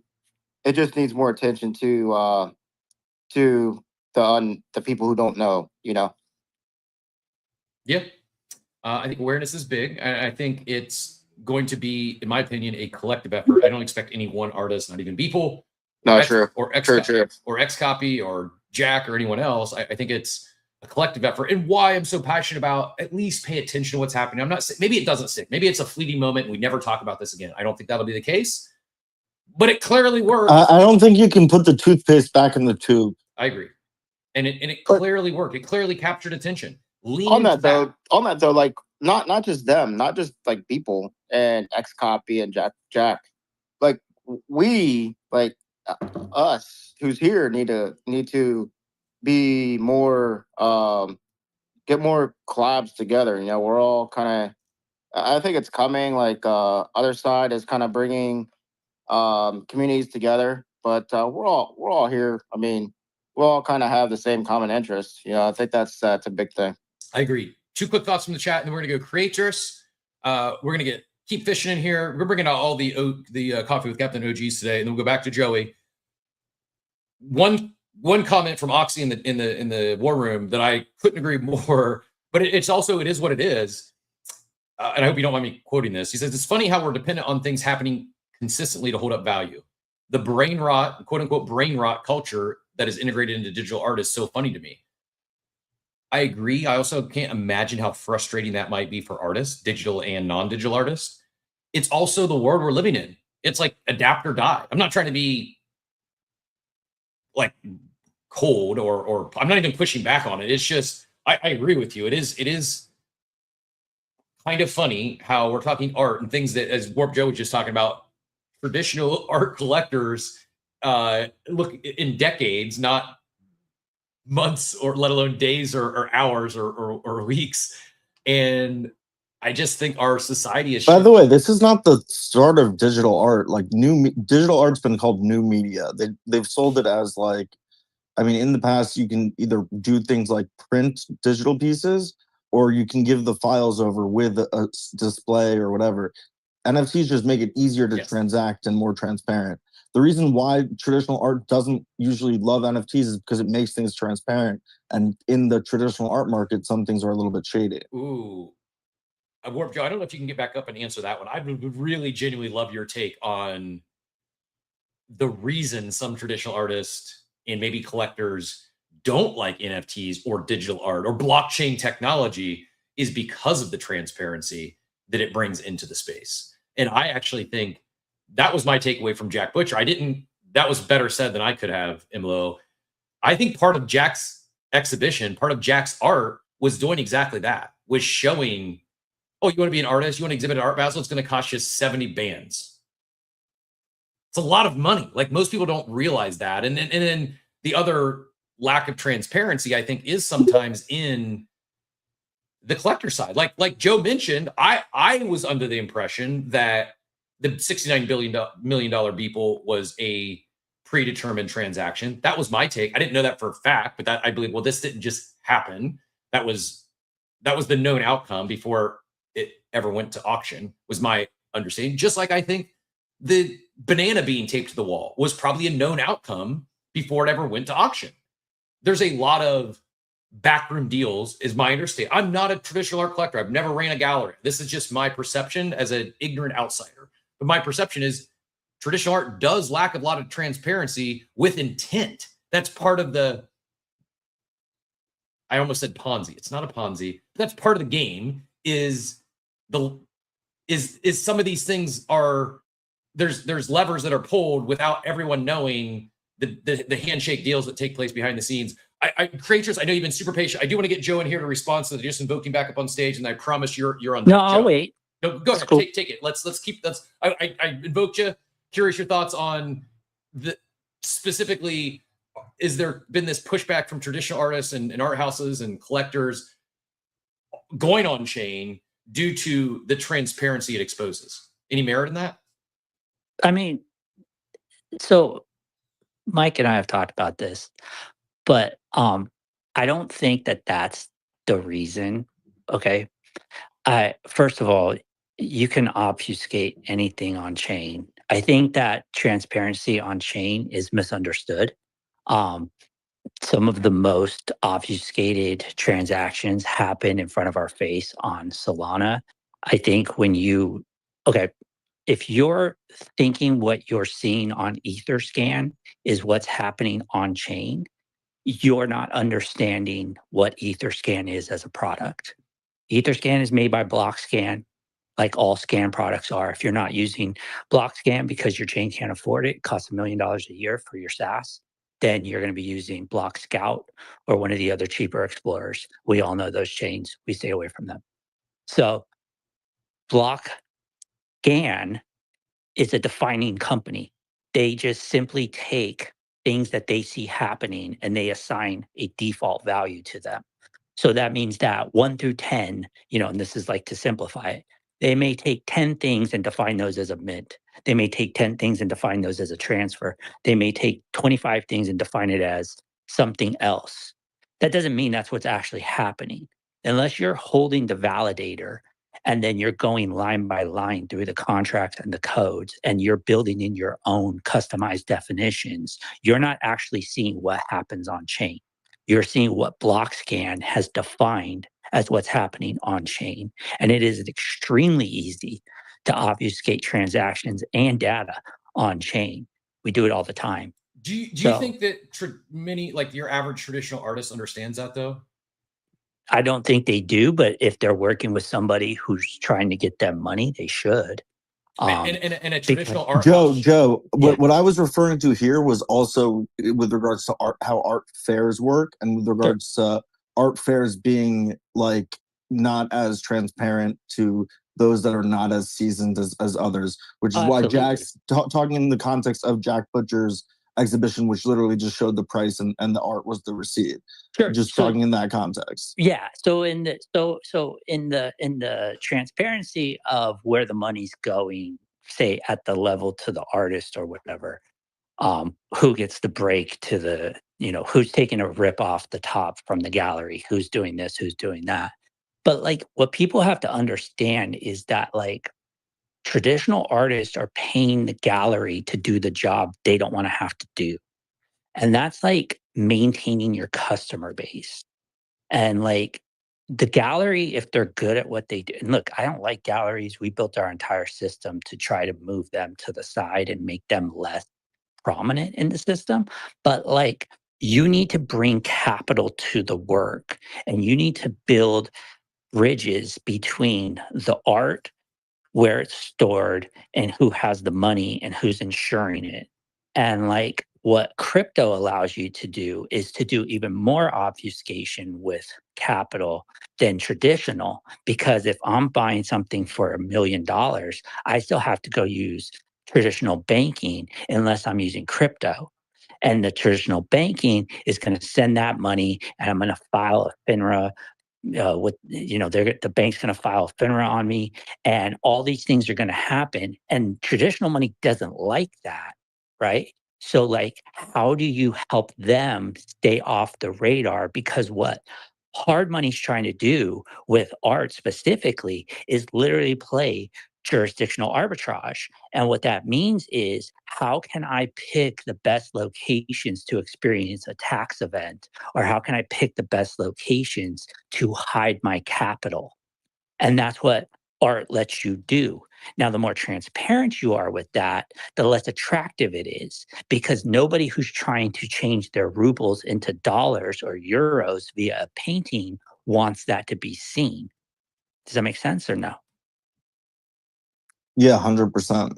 So that's, you have to understand that large capital, right? Okay, so like, why is Qatar trying to buy Renaissance era paintings, right? It's not because they suddenly are interested in the Renaissance. It's because they're trying to move to the next level of bringing people into their country, so they're not just a gas station. They did it once with World Cup, but that's a once in a lifetime event. They're not going to get that anymore. So now they're trying to add a wing to their museum that appeals to Western art. Well, Western art still leans towards, oh, I'll travel anywhere to see a Renaissance painting. So they're in the market for a Da Vinci. They're in the market for a bunch of Raphaels, because they know Catholics will travel anywhere in the world to see a Raphael, because it is the favorite painter of the Vatican, and you can't see anything in the Vatican's collections.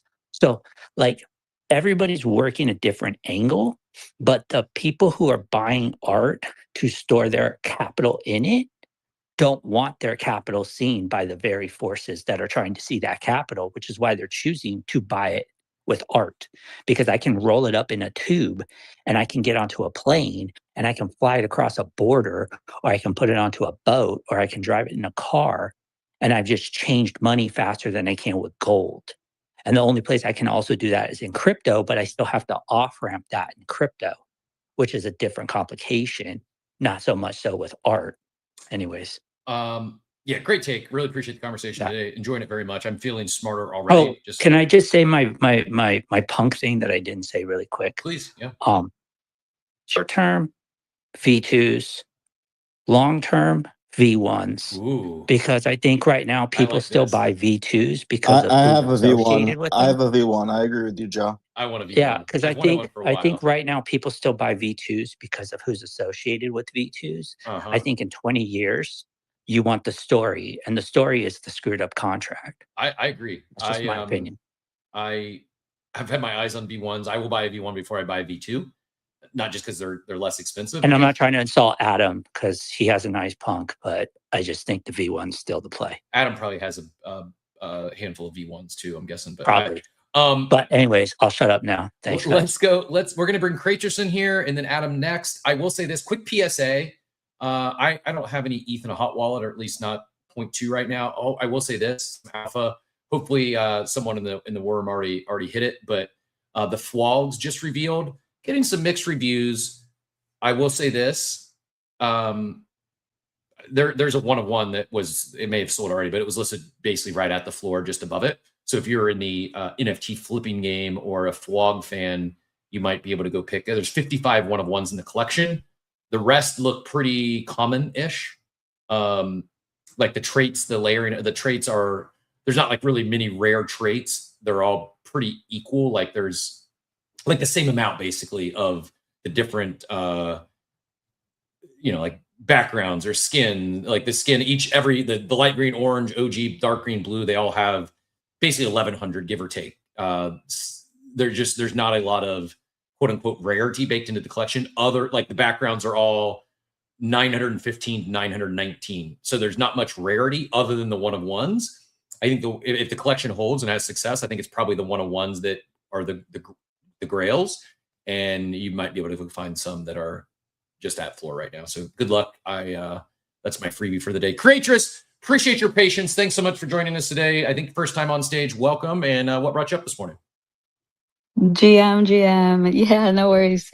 Been enjoying the conversation. Yeah, so I'm speaking from the point of view of an artist. I've been in the space for quite some time, especially in Web3. I'm actually a performance artist. I started in 2021, and I've done over 30 Web3 events where I go and do live art performances.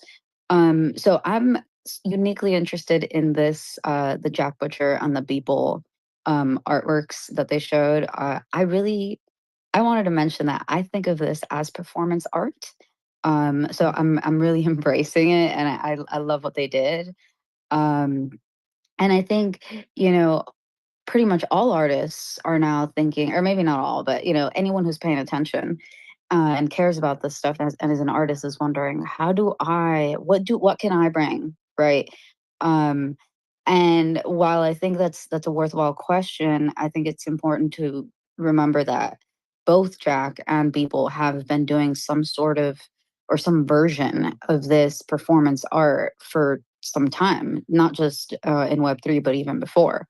But to my experience with the Beeple concept, I actually went to a couple of his events at Beeple Studios, and he's been doing the airdrops. He's been doing this mechanic where he creates this artwork, and then live at this very specific event, you can collect one of these for free. You can just get lucky, right? At the studio, they literally drop from printers in the ceiling.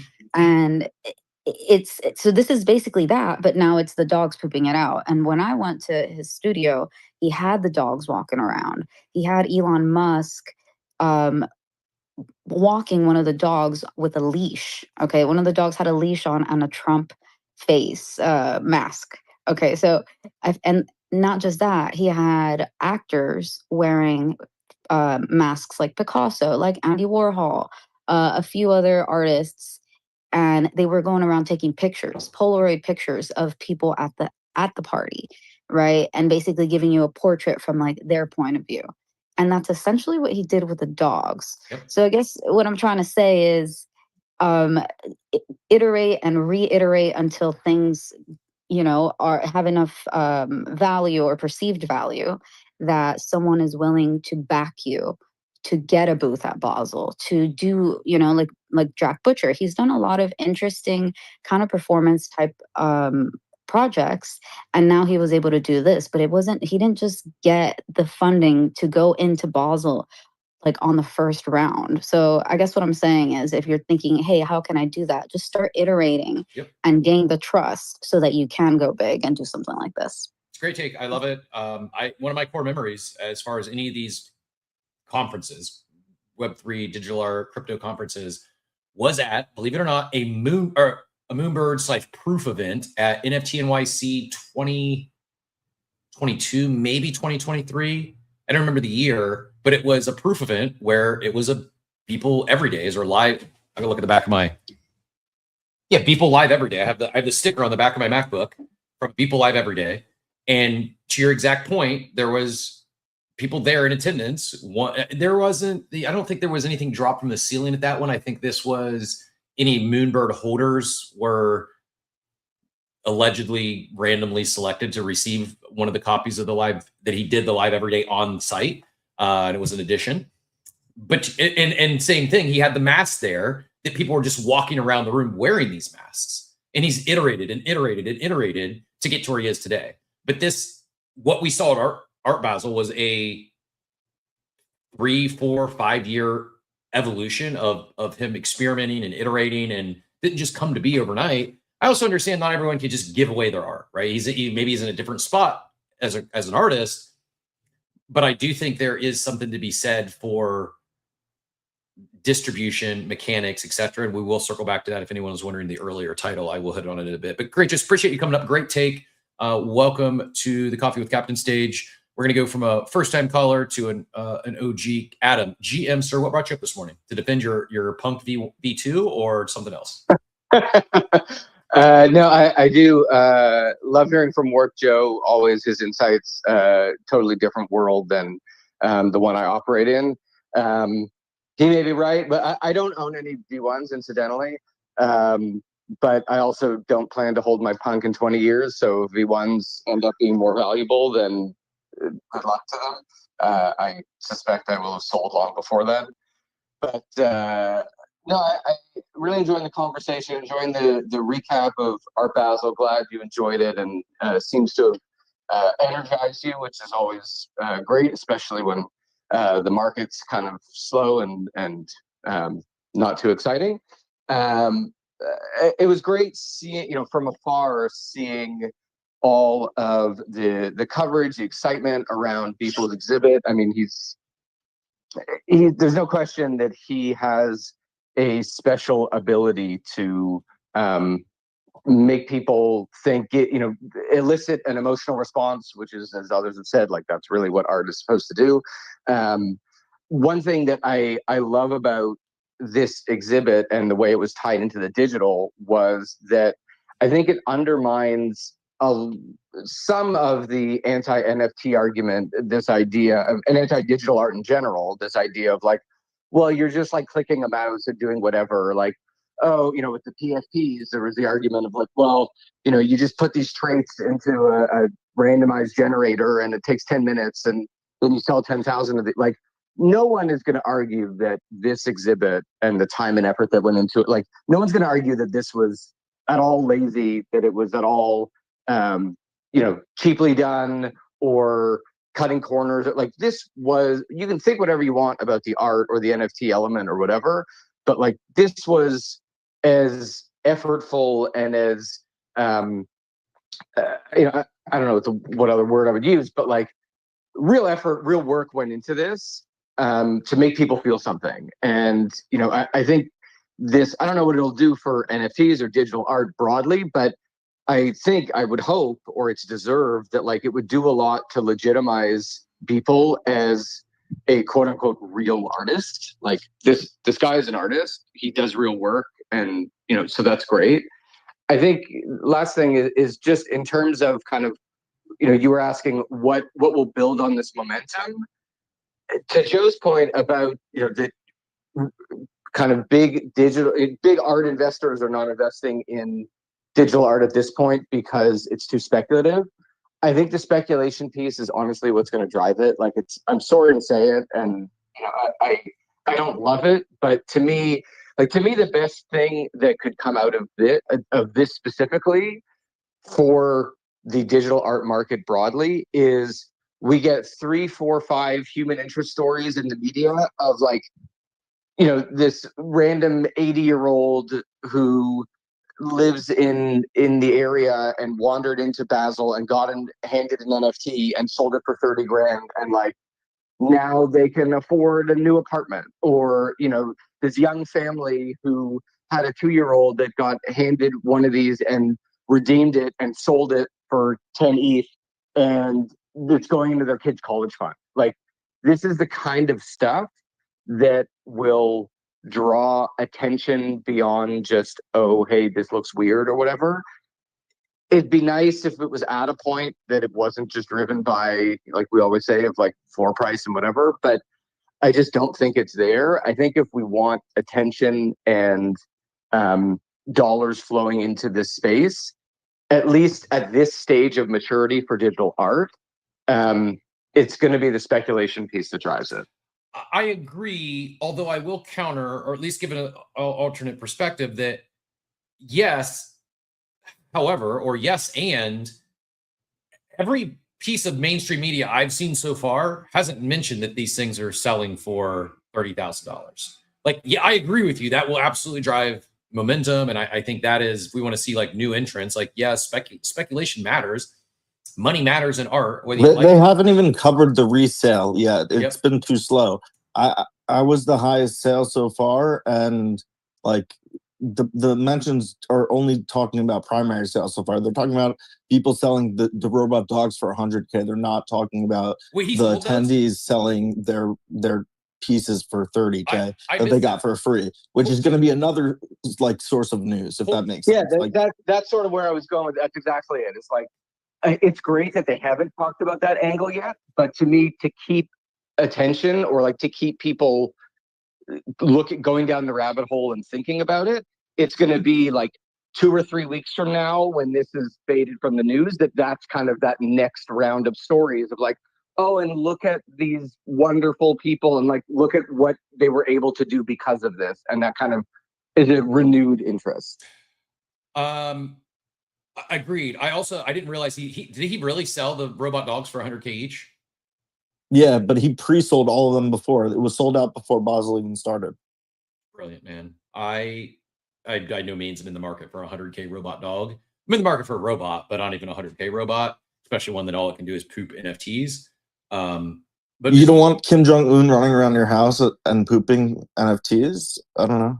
I mean, it would be cool. It'd be a great party trick, but I need a lot more liquid net worth before I even consider dropping 100K on a non-utility robot, or any robot for that matter. But I have some of the headlines pulled up here, from CNN to Art News to Decrypt to Fox Business, the Art newspaper, Page 6, The Verge, Popular Science, Design Boom, and maybe the articles mention the sales prices, but the headlines don't. And most of it is just about the celebrities, the robot dogs, pooping NFTs, people as new NFT crap.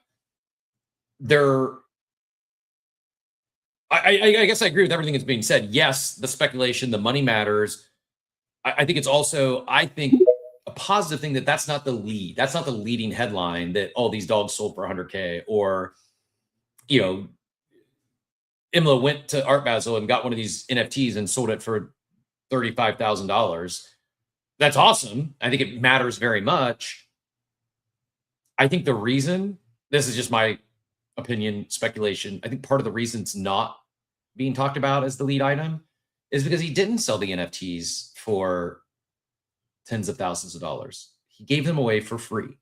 It has to do with how not how news cycles work, but like the speed at which the more traditional news cycles are working, and because of who claimed them, the more interesting stories are not that NFT degens claimed something. Yep. It's that the kids, or that, like, because he was specifically giving it to kids with families and whatever, etc., like, or older people that like normally wouldn't collect NFTs. Smart. Those were the people that they were prioritizing over like NFT degens. How did you get one as an NFT? Yes, but the first sale only happened, let's say, Saturday. Right now is Monday, so they haven't had even time to write an article about it because it hasn't even been that long. I'm telling you, by the end of the week, that'll be the next thing that they'll be discussing, because it's very different than any other art event that you go to. You don't go to an Art Basel event where you're looking to spend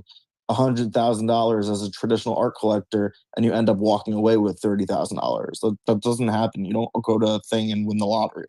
Yeah, I don't think there was a single person at the non-digital art that wasn't at 010 that walked into an exhibit and left with a 5-figure piece of art.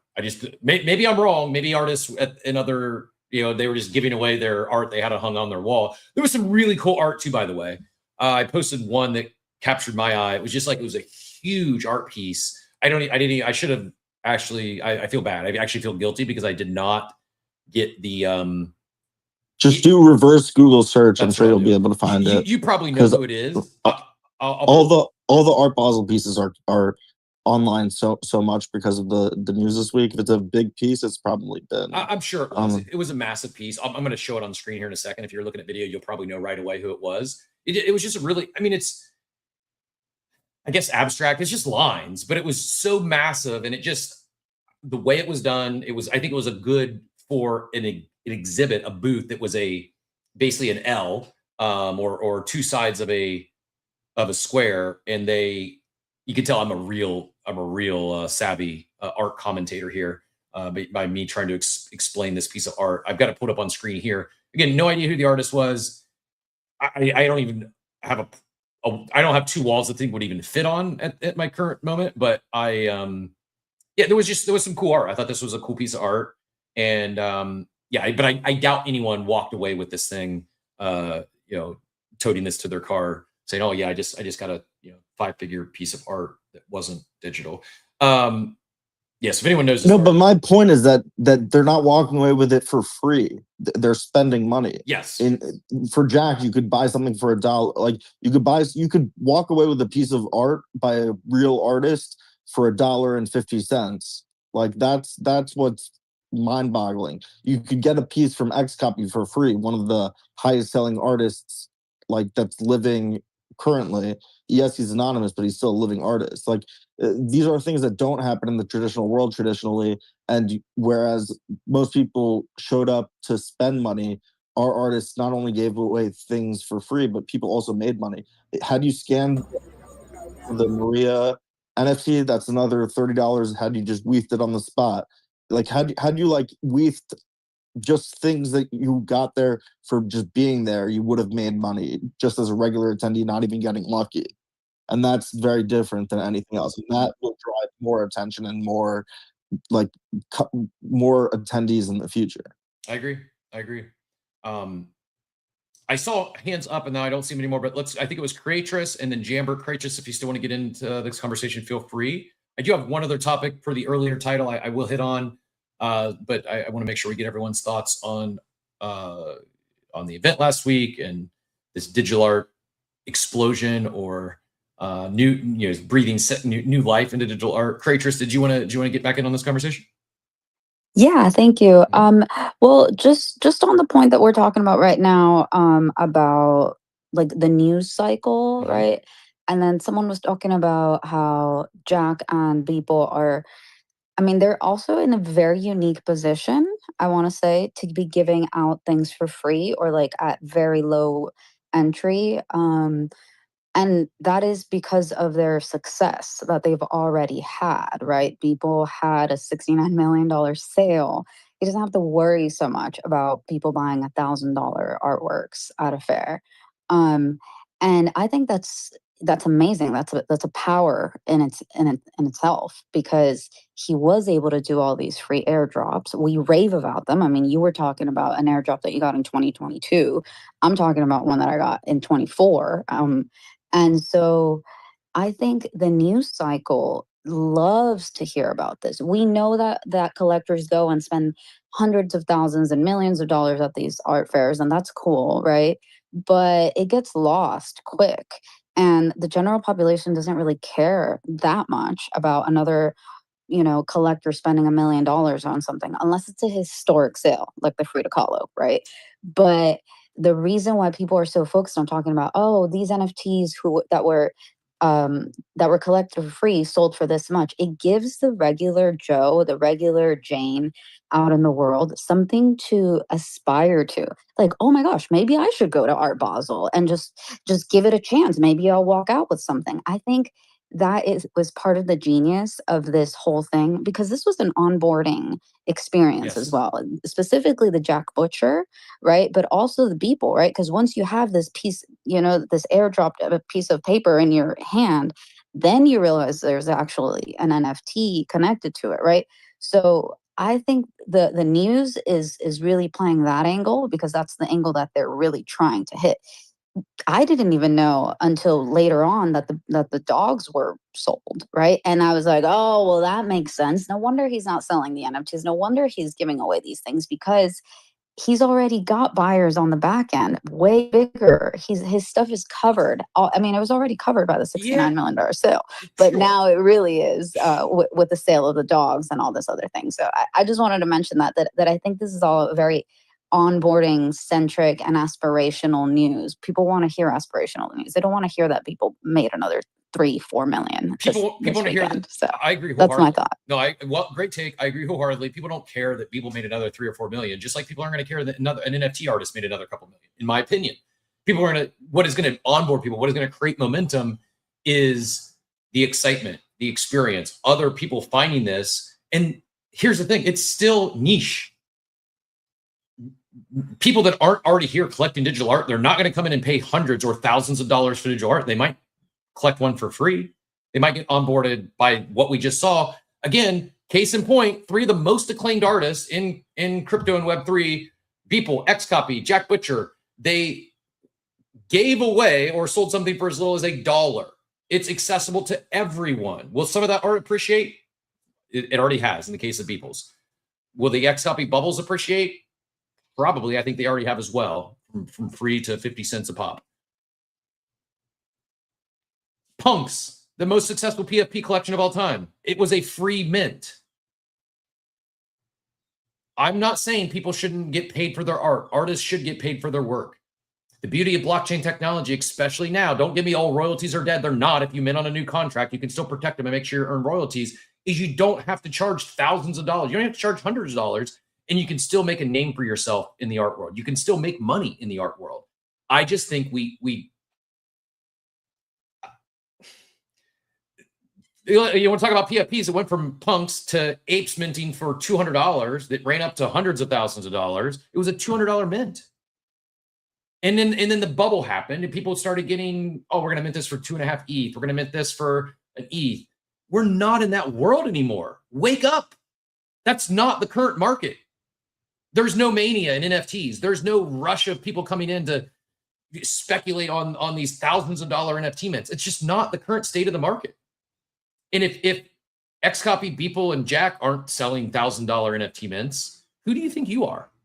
And this goes for all. It's not just one particular conversation we'll have here in a second. But Jammer, go ahead and get in here, and then we'll wrap things up with maybe a little bit of spice. Yeah. Quick take on the dogs. So they were taking pictures, and they're like looking at all these people. So I asked people. I said, "Where's the data? Where's it going?" And he had a lot going on. So he was like, he kind of rambled something off real quick because he was I was like, I'm interested in the tech. Where's this going? These robot dogs were sold. So do they own the data? Do they, what are they doing with this data? Taking pictures of people. It's gathering data. That's my question. Where's it going? What are they doing with it? Yeah, go ahead. Obviously, it's interesting. My guess, my speculation is that the data and the pictures they took probably doesn't go with the buyers of the dogs. I'm guessing that, or maybe they do, but there's also a copy, or they're still holding their data in some repository. Will they ever do anything else with it? I don't know. Yeah. But I love that the art that these dogs pooped wasn't just some art that people created. No doubt. No, the whole art and tech, and I love it. Dude, it's awesome. I'm not in the market. It's out of my price range today. Yeah. If I was in the market and in a picture, if I was in the background of one of these, I would be buying it. Like, you want to talk about an emotional connection? Like, if I found out, like, oh, I'm in the, like, these robot dogs took a picture of me, like, that's mine. I want it. I'll rotate some things around to get one. Like, I think it was really, really, really creative art that, to Kratos' point, this is like the 4th or 5th iteration of these masks, these dogs. Like, it's, he has continued to create, he's continued to experiment. He's not doing the same thing he did in 21. He's not. It's way different. And oh, by the way, yeah, Beeple's been creating art for 18 years, one piece of art every single day. He didn't just get started. This didn't just happen. He's been building this for 18 years. Yeah, no, it was a really cool experience. The funny thing too was, so I'm sitting there, and I look over and I say, oh, there's Usher. I was like, okay.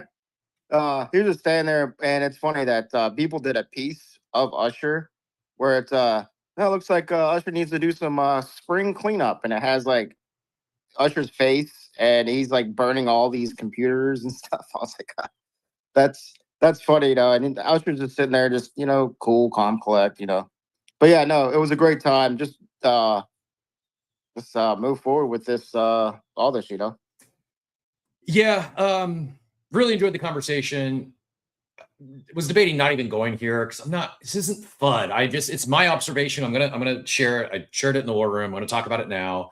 I also got distracted by a neurodivergent conversation and Palantir's CEO. That's another conversation for another day. But I had to get that out. Okay, it's off my. I can think. I can move on. 10 minutes left.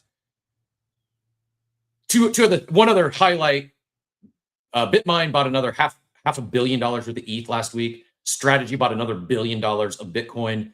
I said it last week. Called the bottom in the 80s.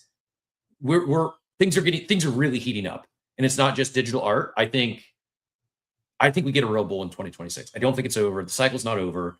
Things are really heating up, and I do. I said it last week. I'm gonna say it again. I think Bitcoin in the 80s. I think we ever see 80s again this cycle. It's this cycle's $16,000 Bitcoin moment. I still think Bitcoin goes to 150, 250K in years, not decades.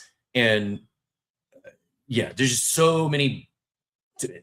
I'm seeing so many bullish indicators that signify it's not over. The cycle's not done. We're not going to zero. And I think things could get really exciting as we move into 2026 on the digital art and the crypto side, especially if we see new mechanics, new things, not necessarily trying to replay the 2021, 2022 playbook. Keep fishing, go ahead, and then I'll wrap my thoughts. Love those thoughts, Cap. And just one thing I wanted to add to it, and this is just something that I've been kind of thinking through in my own head for a little while.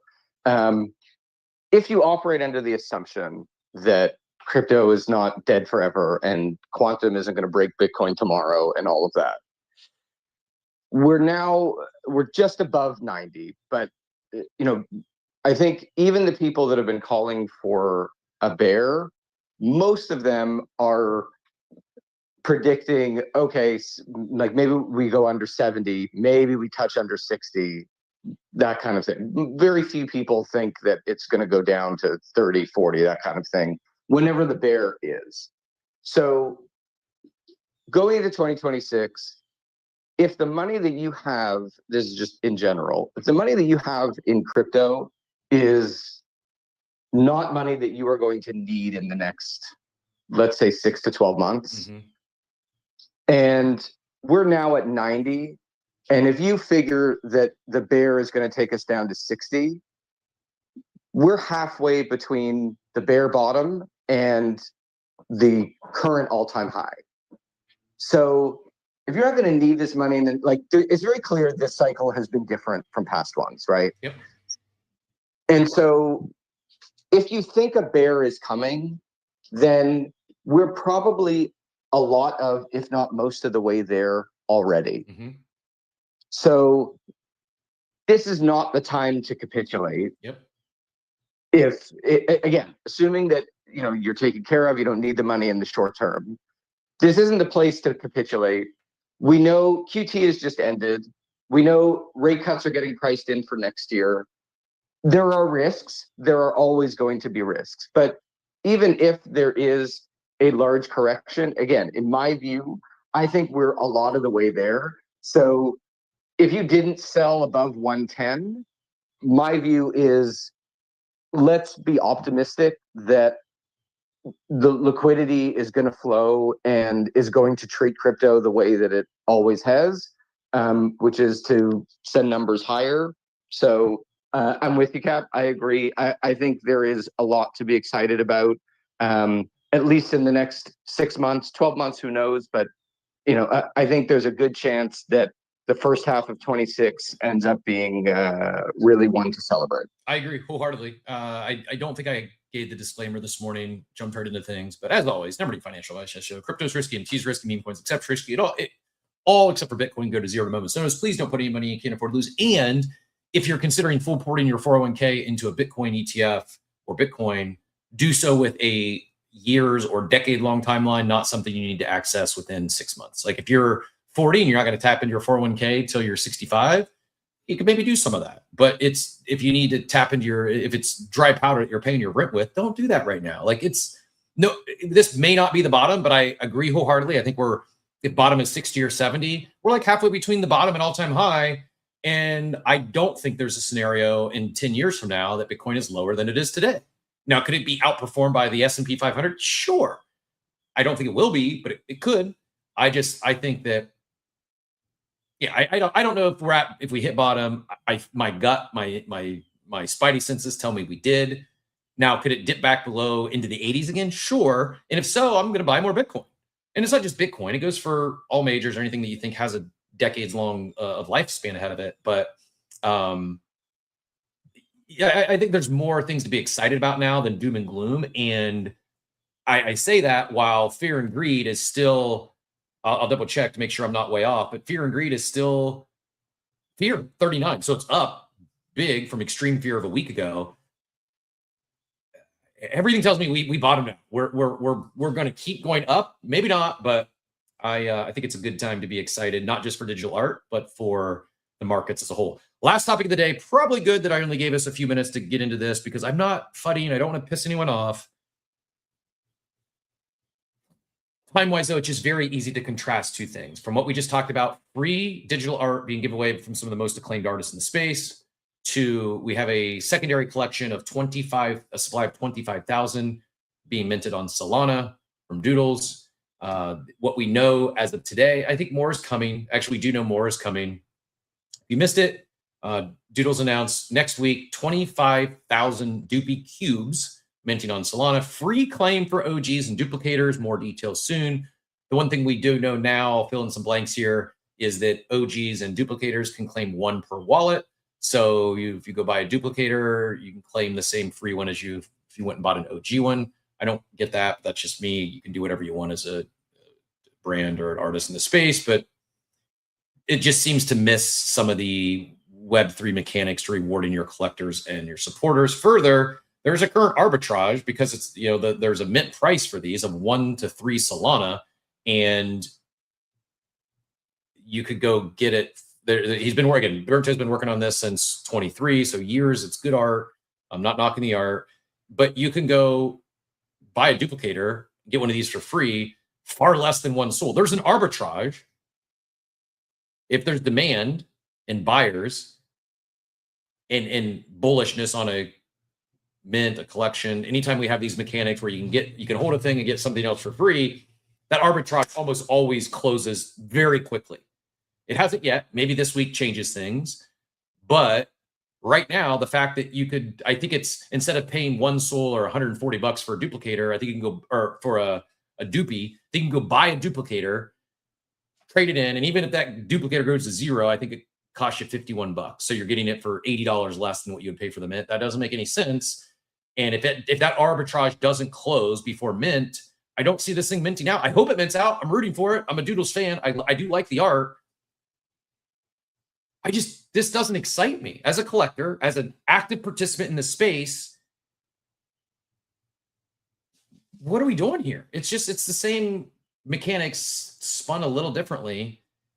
That just seems like trying to run back the 21-22 playbook, and I don't get it. I don't. 25,000 seems extreme, and there are people, oh, they don't have a secondary collection. Well, okay, they don't have secondary IP, but the duplicators exist. The shorts exist. The studio existed. DreamNet was teased. I don't know. I would like more. What are the mechanics? So you're going to be merging these things, evolving these things. In 2025, I can't understand why we're still keeping so much information, not sharing with the collectors. If we want people who aren't just the home crowd, our existing holders, to buy things, I think we need to let them know what they're buying. This is just me, just my opinion. It's easy for me to Monday morning quarterback. I'm just sharing how I feel. I might mint one of these, maybe 3. 1 to 3 is probably my max if momentum picks up. Otherwise, I'm not going to mint any. I think I have a duplicator. I'll claim my free one and call it a day. Or I'll go buy a duplicator and claim another one. Maybe hit on a rare or something, and I'd sell it immediately because I'm genuinely concerned this thing even mints out from 1 to 3 soul. And you're minting these cubes, collector cubes, 1 soul, build full set, all species, all evolution. So I don't know if they're, again, I really don't know what that even means. Claim for OGs and duplicators. Hypercubes are 3 Solana for rarity maxis, and you get guaranteed evolution for 3+, or 10x the odds to unleash a 101 mega dupie. This would have been the talk of the town in 21, 22. I mean, I remember the auction for, I think it was the duplicators. It was a new mechanic. It's just this doesn't move the needle for me at all, and it has. It's like the exact opposite of what we're just talking about the whole show for what drove so much excitement and attention at Art Basel. I don't see this attracting anyone new to the space. I don't see anyone that isn't already in the Doodles ecosystem saying, "Oh, I can't wait to go mint a Dupie cube that I might." I hope I'm wrong. I hope this thing mints out, and I hope the floor runs up, and I hope everyone makes good money on it. It's just not for me, and it's my opinion as a Doodles fan, a fan of the artwork, a fan of Burnt Toast. I just think, as Beeple has iterated and evolved, I would like to see the same from all NFT collections. If you want to mint a secondary collection, cool, do something different. And I know they're going to say, "Oh, this is different." Okay. Slight different mechanics. And I am going to give the other side, because I actually asked a couple people if they could come up and give me who's excited about this mint. I didn't get any volunteers. Maybe there's someone in the audience that's really excited about paying 1 to 3 SOL to mint a dupie, and maybe something else comes with it. I haven't seen that. I've been reaching. I did get some people kind of like giving me the whys and the worm this morning, and they even said, "Yeah, I'm not really excited either. I might mint 1 to 3 of these." Here's the other side of it. I got 2 posts I'm going to share.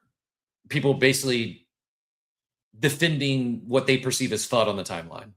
Doodles, wow, doodle dilution, OMF, 25 in this market. What are they thinking? I would ask the same questions. It is dilutive. You don't have to, like, it is what it is. It's dilutive. And I heard someone say, well, free is a good thing for collectors. Unless it's dilutive. We've seen this happen before.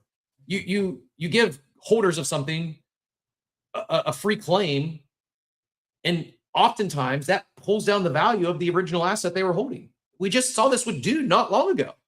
Doodles are trading, they ran up in anticipation for Dude, but then as soon as Dude dropped, Doodle floor crashed.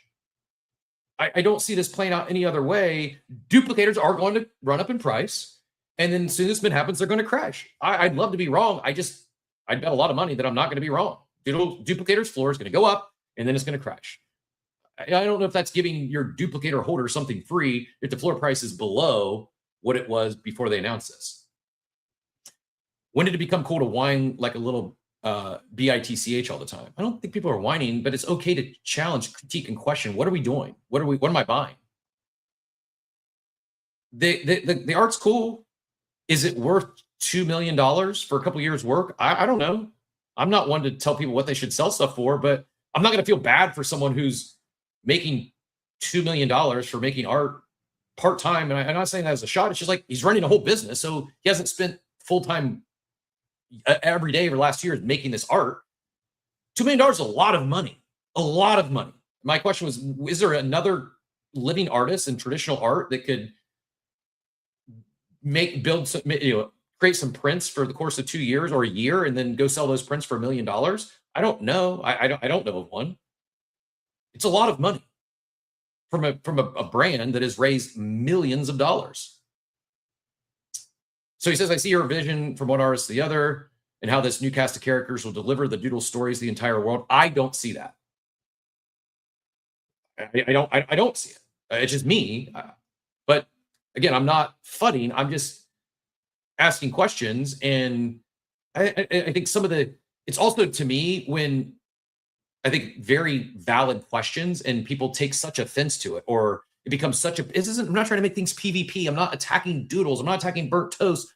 Just asking questions. And to me, it seems like the exact opposite of what is creating excitement and momentum in the space right now. And here's another one that it's not awesome. It's like talking about the hypocrisy in the PvP while at the same time the whole post is PvP post. I also like Spencer. I invited Spencer on the show this morning. If you hear this on a replay, I'd love to get your take, because I'm not talking about anyone behind their backs, or I'm not trying to create a PvP environment. I'm just trying to understand. And when you say the same people who once paid $5K to $15K in gas to mint other side NFTs are now flooding Doodles for minting a secondary collection at 1 to 3 SOL, to think today is the same market as when other side minted. I don't like, it's just not the same thing. It's apples and oranges. The other side mint was the most anticipated NFT mint of all time. The reason people pay that in gas, because it was so highly anticipated, because we knew it was building towards the metaverse, which at the time was the next big thing in crypto. I get none of that with Doopies. This is art. Okay, it's again, it's fine, but to make that comparison, I just don't get it. My brain cannot connect the two things. Everyone just wants farm engagement, views, impressions, whatever you call it, but the level of hypocrisy is wild. They're out here asking, what's the point of a secondary collection? As if every major OG project didn't launch multiple secondary collections themselves. Yeah, and I don't think anyone should be anymore. They launched secondary collections in 21, 22. Doodles did drop duplicators in the studio, and I guess none of that's considered a secondary collection because it's not a character. That's fine. It's a collection. It's not a primary collection. So I would call that a secondary collection. That's just me. Is it a secondary character collection? No, but they've certainly sold other collections and made a lot of money off of non-primary collections.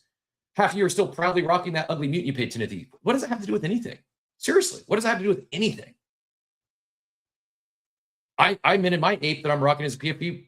I'm rocking it proudly that I minted it for $200. There's people still rocking a ape PFP they paid $400,000 for. What does that have to do with anything about today's current state of the market and NFT mints and NFT mechanics? It's exactly why the NFT feast is filled with bots, bad takes, and hypocrites. I miss the old NFT days. This isn't the old NFT days, is my point. It's very different. We can't keep running back the same playbook that worked in 21, 22 and expecting the same results. It's not the same market. We have to evolve. We have to do things differently. And dropping secondary collections that are 25,000 supply and charging 1 to 3 SOL for it, I do not think that's it. And earlier I said, I hope this thing mints out. I hope they have success. I do. But at the same time, part of me thinks like, man, I kind of hope it doesn't mint out because I don't think this is the path forward for NFTs. If apes came out tomorrow and saying we're minting a new collection for 1 to 3 SOL, I'd probably sell my ape. I just don't think it'd be such a poor, and that's not a secondary collection. I already have other. Yeah, they do, but I'm trying to think, what's another one that has done multiple drops, but not, they're now creating more characters. If Good Vibes Club came out with they're the hottest NFT mint of 2025. If they mint a secondary collection next year, I'd be bearish. They nailed it with 6,900, not 10,000 or 25,000. There's just, who are the buyers? Who are the 25,000 people that are going to collect this thing? I don't know. And it makes me concerned for if there's success. I can see others. Okay, Doodles just said this. Same thing we're kind of seeing with the blind boxes. Not knocking blind boxes again. Sell whatever you want. It does come with risk. And yeah, when there's speculation involved, when people are buying these things because there's going to be a token claim or there's going to be an NFT allow list or there's some unknown can get you to sell out your blind boxes, then what? You're inheriting. Those that are selling blind boxes are assuming utility debt. Not all. Some people are paying $100 for a vinyl. I would guess 80 to 90% of them are paying $100 for a blind box with speculation there's going to be something else. They're going to have ongoing expectations. Even if you don't say so, this space doesn't just do things because they want. There are some people. Most people don't just go pay hundreds of dollars for an NFT mint because they want that digital art in their wallet. They just don't. It's not where we're at anymore. I hope they have success. I'm just confused by more so than the price. I'm confused by a supply of 25,000 in a market where I don't see that kind of demand. And you could use the Popkins example. That was also a very different time in the market, in my opinion. And now we have seen examples this past week, just really, it's also fresh in my mind, it's top of my mind. Could Beeple drop a 25,000 supply collection and would it mint out? Could he charge 1 to 3 SOL for it? Probably. He chose not to. Could XCopy do the same? Sure, he could. Instead, he chose to do a 2 million collection for free. Could Jack drop a 25,000 collection? Maybe. I think he knows he probably wouldn't have that kind of success selling at a high dollar price. That's why he goes the more like the free or the dollar to mint the thing. It's not an attack on Doodles. It's not an attack on Burp. I truly like the art. I appreciate the art.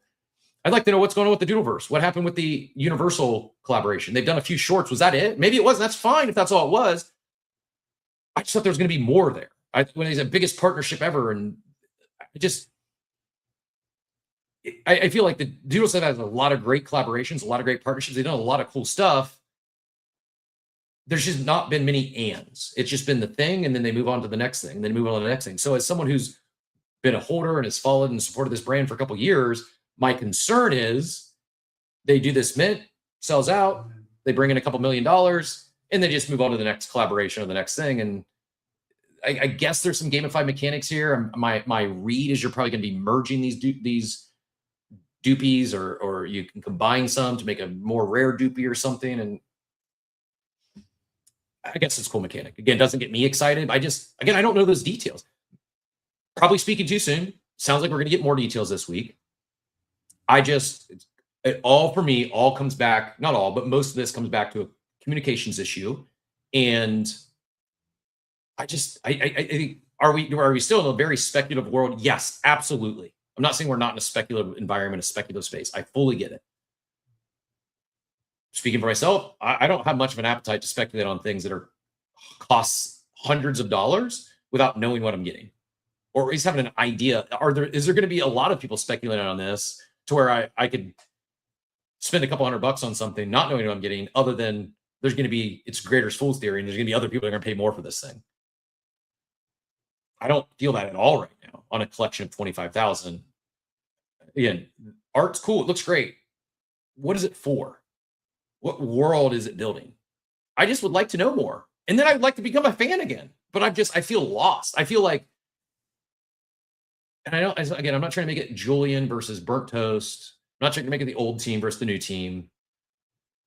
I felt at one point I knew more about Doodles brand and what they were building than any other crypto native or any other NFT PFP native brand in the space. And it's like the polar opposite. I just don't know what they're doing. I don't need to know. It's do whatever you want. It's a free world. Charge whatever you want, sell whatever you want. As someone who's here and been here every day for the last 1,047 weekdays, kind of confused.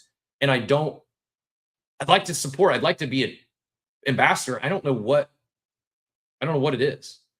And it's just not moving the needle for me. And I would love to see either new mechanics, some new exciting stuff. And maybe this is here, we just don't know yet. And again, not trying to pour it on. I would be disingenuous if I didn't share my feelings. I know this isn't winning any fans over at the Doodles community, but I'm not fighting them. I'm asking questions, and I don't have any answers. And partially it's like the proponents are fighting it. They're making it PvP. It doesn't have to be that way.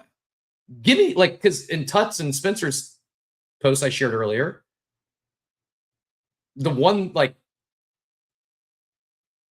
thing for it that wasn't attacking some people who didn't get it was, from one artist to another, I see the vision for the IP and how this cast of characters will deliver the story to the entire world. Okay. Expand on that. How does it do that? I don't know. It's a genuine question. But in the two anti-FUD posts were basically FUDding and other people. They were or engagement farming other people who didn't get it. Maybe I'm just an idiot. I don't know. Maybe being here for 4 or 5 years consecutively and paying attention to this space literally every day, I'm too slow to figure out what's going on right now. I just don't get dropping a 25,000 secondary collection in this market for 1 to 3 SOL. I don't. So I'm asking, what are they thinking? What are they building with this? How does this cast of characters deliver on the Doodle story to the entire world? I don't know. And maybe the answer is, well, you don't need to know, Chris. Okay, cool. I choose not to mint then. That's it. That's all I got. Sorry if I hurt anyone's feelings or offended them. I just would like to see more experimentation, more innovating. Captain Dad Pants in the chat says doopies/doodles. I understand the need for artists to create new art in these new doopies, but I'd love to see them put integrated into new content or short episodes. It's time to create demand for IP before selling it. I agree. They have put these in the shorts. These are in the Doodleverse. The doopies are there. But I don't think it's creating any new demand for the IP yet. And that's, I think, where in my head I'm really struggling to connect the dots. Doodles has landed some of the best, if not the best, collaborations in all of crypto. Massive brands they partnership with.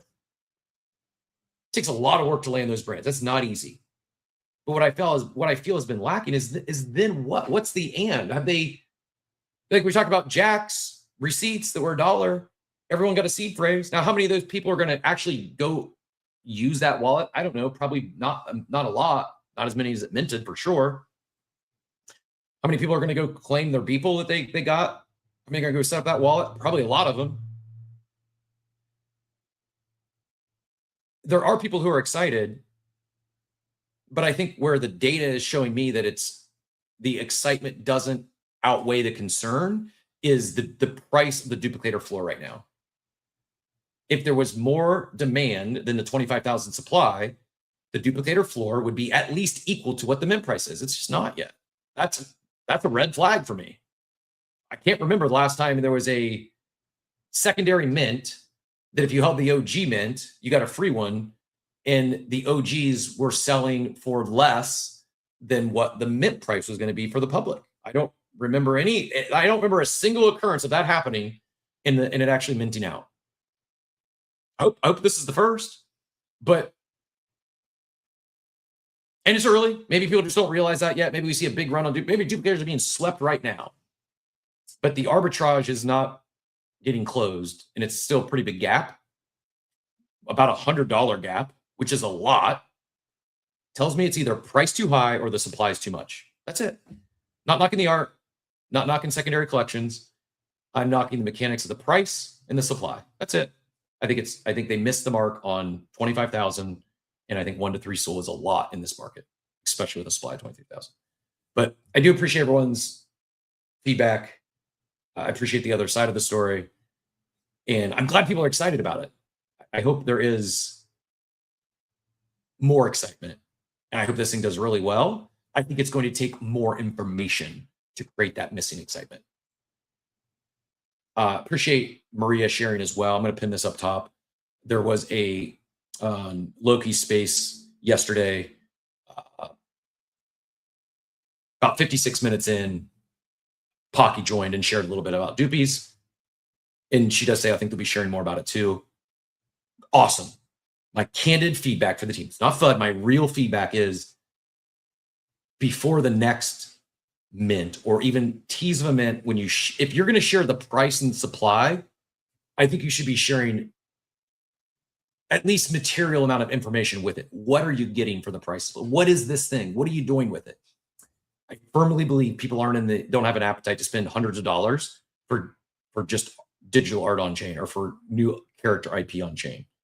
Maybe I'm wrong, but me personally, I would be much more interested and excited if I knew what else was coming with this beyond the dupies. Which again, the art, it's cool. It's just, I don't know if we need 25,000 more pieces of character IP in the Doodle universe today. It's just not, the market doesn't support it. And that is proven right now by the floor price on these duplicators. If that very well could change before mint, but if we get more information and then it changes, again, who am I to say? Maybe that was the plan all along, but I think other teams that are thinking about minting secondary collections should be paying attention to this mint and see how it goes, what information is shared, and you're going to ask for hundreds of dollars on. You're literally asking for $2 million. It's a lot of money. I don't think people are willing to give teams, founders, artists $2 million without having a little more information. That's it. Maybe we get it. Probably jumping the gun a little bit. It's not gonna be the last time we talk about dupies. We'd love to have the team or Burnt Toast or Spencer or Todd or some of these that are really excited about it on one day this week, maybe mint day, to talk about it. I would love to have my mind changed, but right now I don't have enough information to do that. Losing my voice. We're 19 minutes over. That's all we got for today. I hope everyone had an awesome week at Art Basel. Appreciate everyone who added the conversation today. We'll be back tomorrow at 8 a.m. Eastern. We do have not one, but at least 2 special guests lined up this week. Appreciate them being understanding and moving the days around. Just figured there would be a lot of Art Basel / Beeple / Butcher, Zach Butcher / XCopy, and a little bit of Doodles conversation this morning. So good chat. Appreciate everyone who added the conversation. All of our new guests, from Creatress to Thomas and everyone else who joined us today. Appreciate you all. You're welcome back anytime. We're back here every Monday through Friday at 8 a.m. Eastern time. And as my friend, last comment from Steve from Art Basel.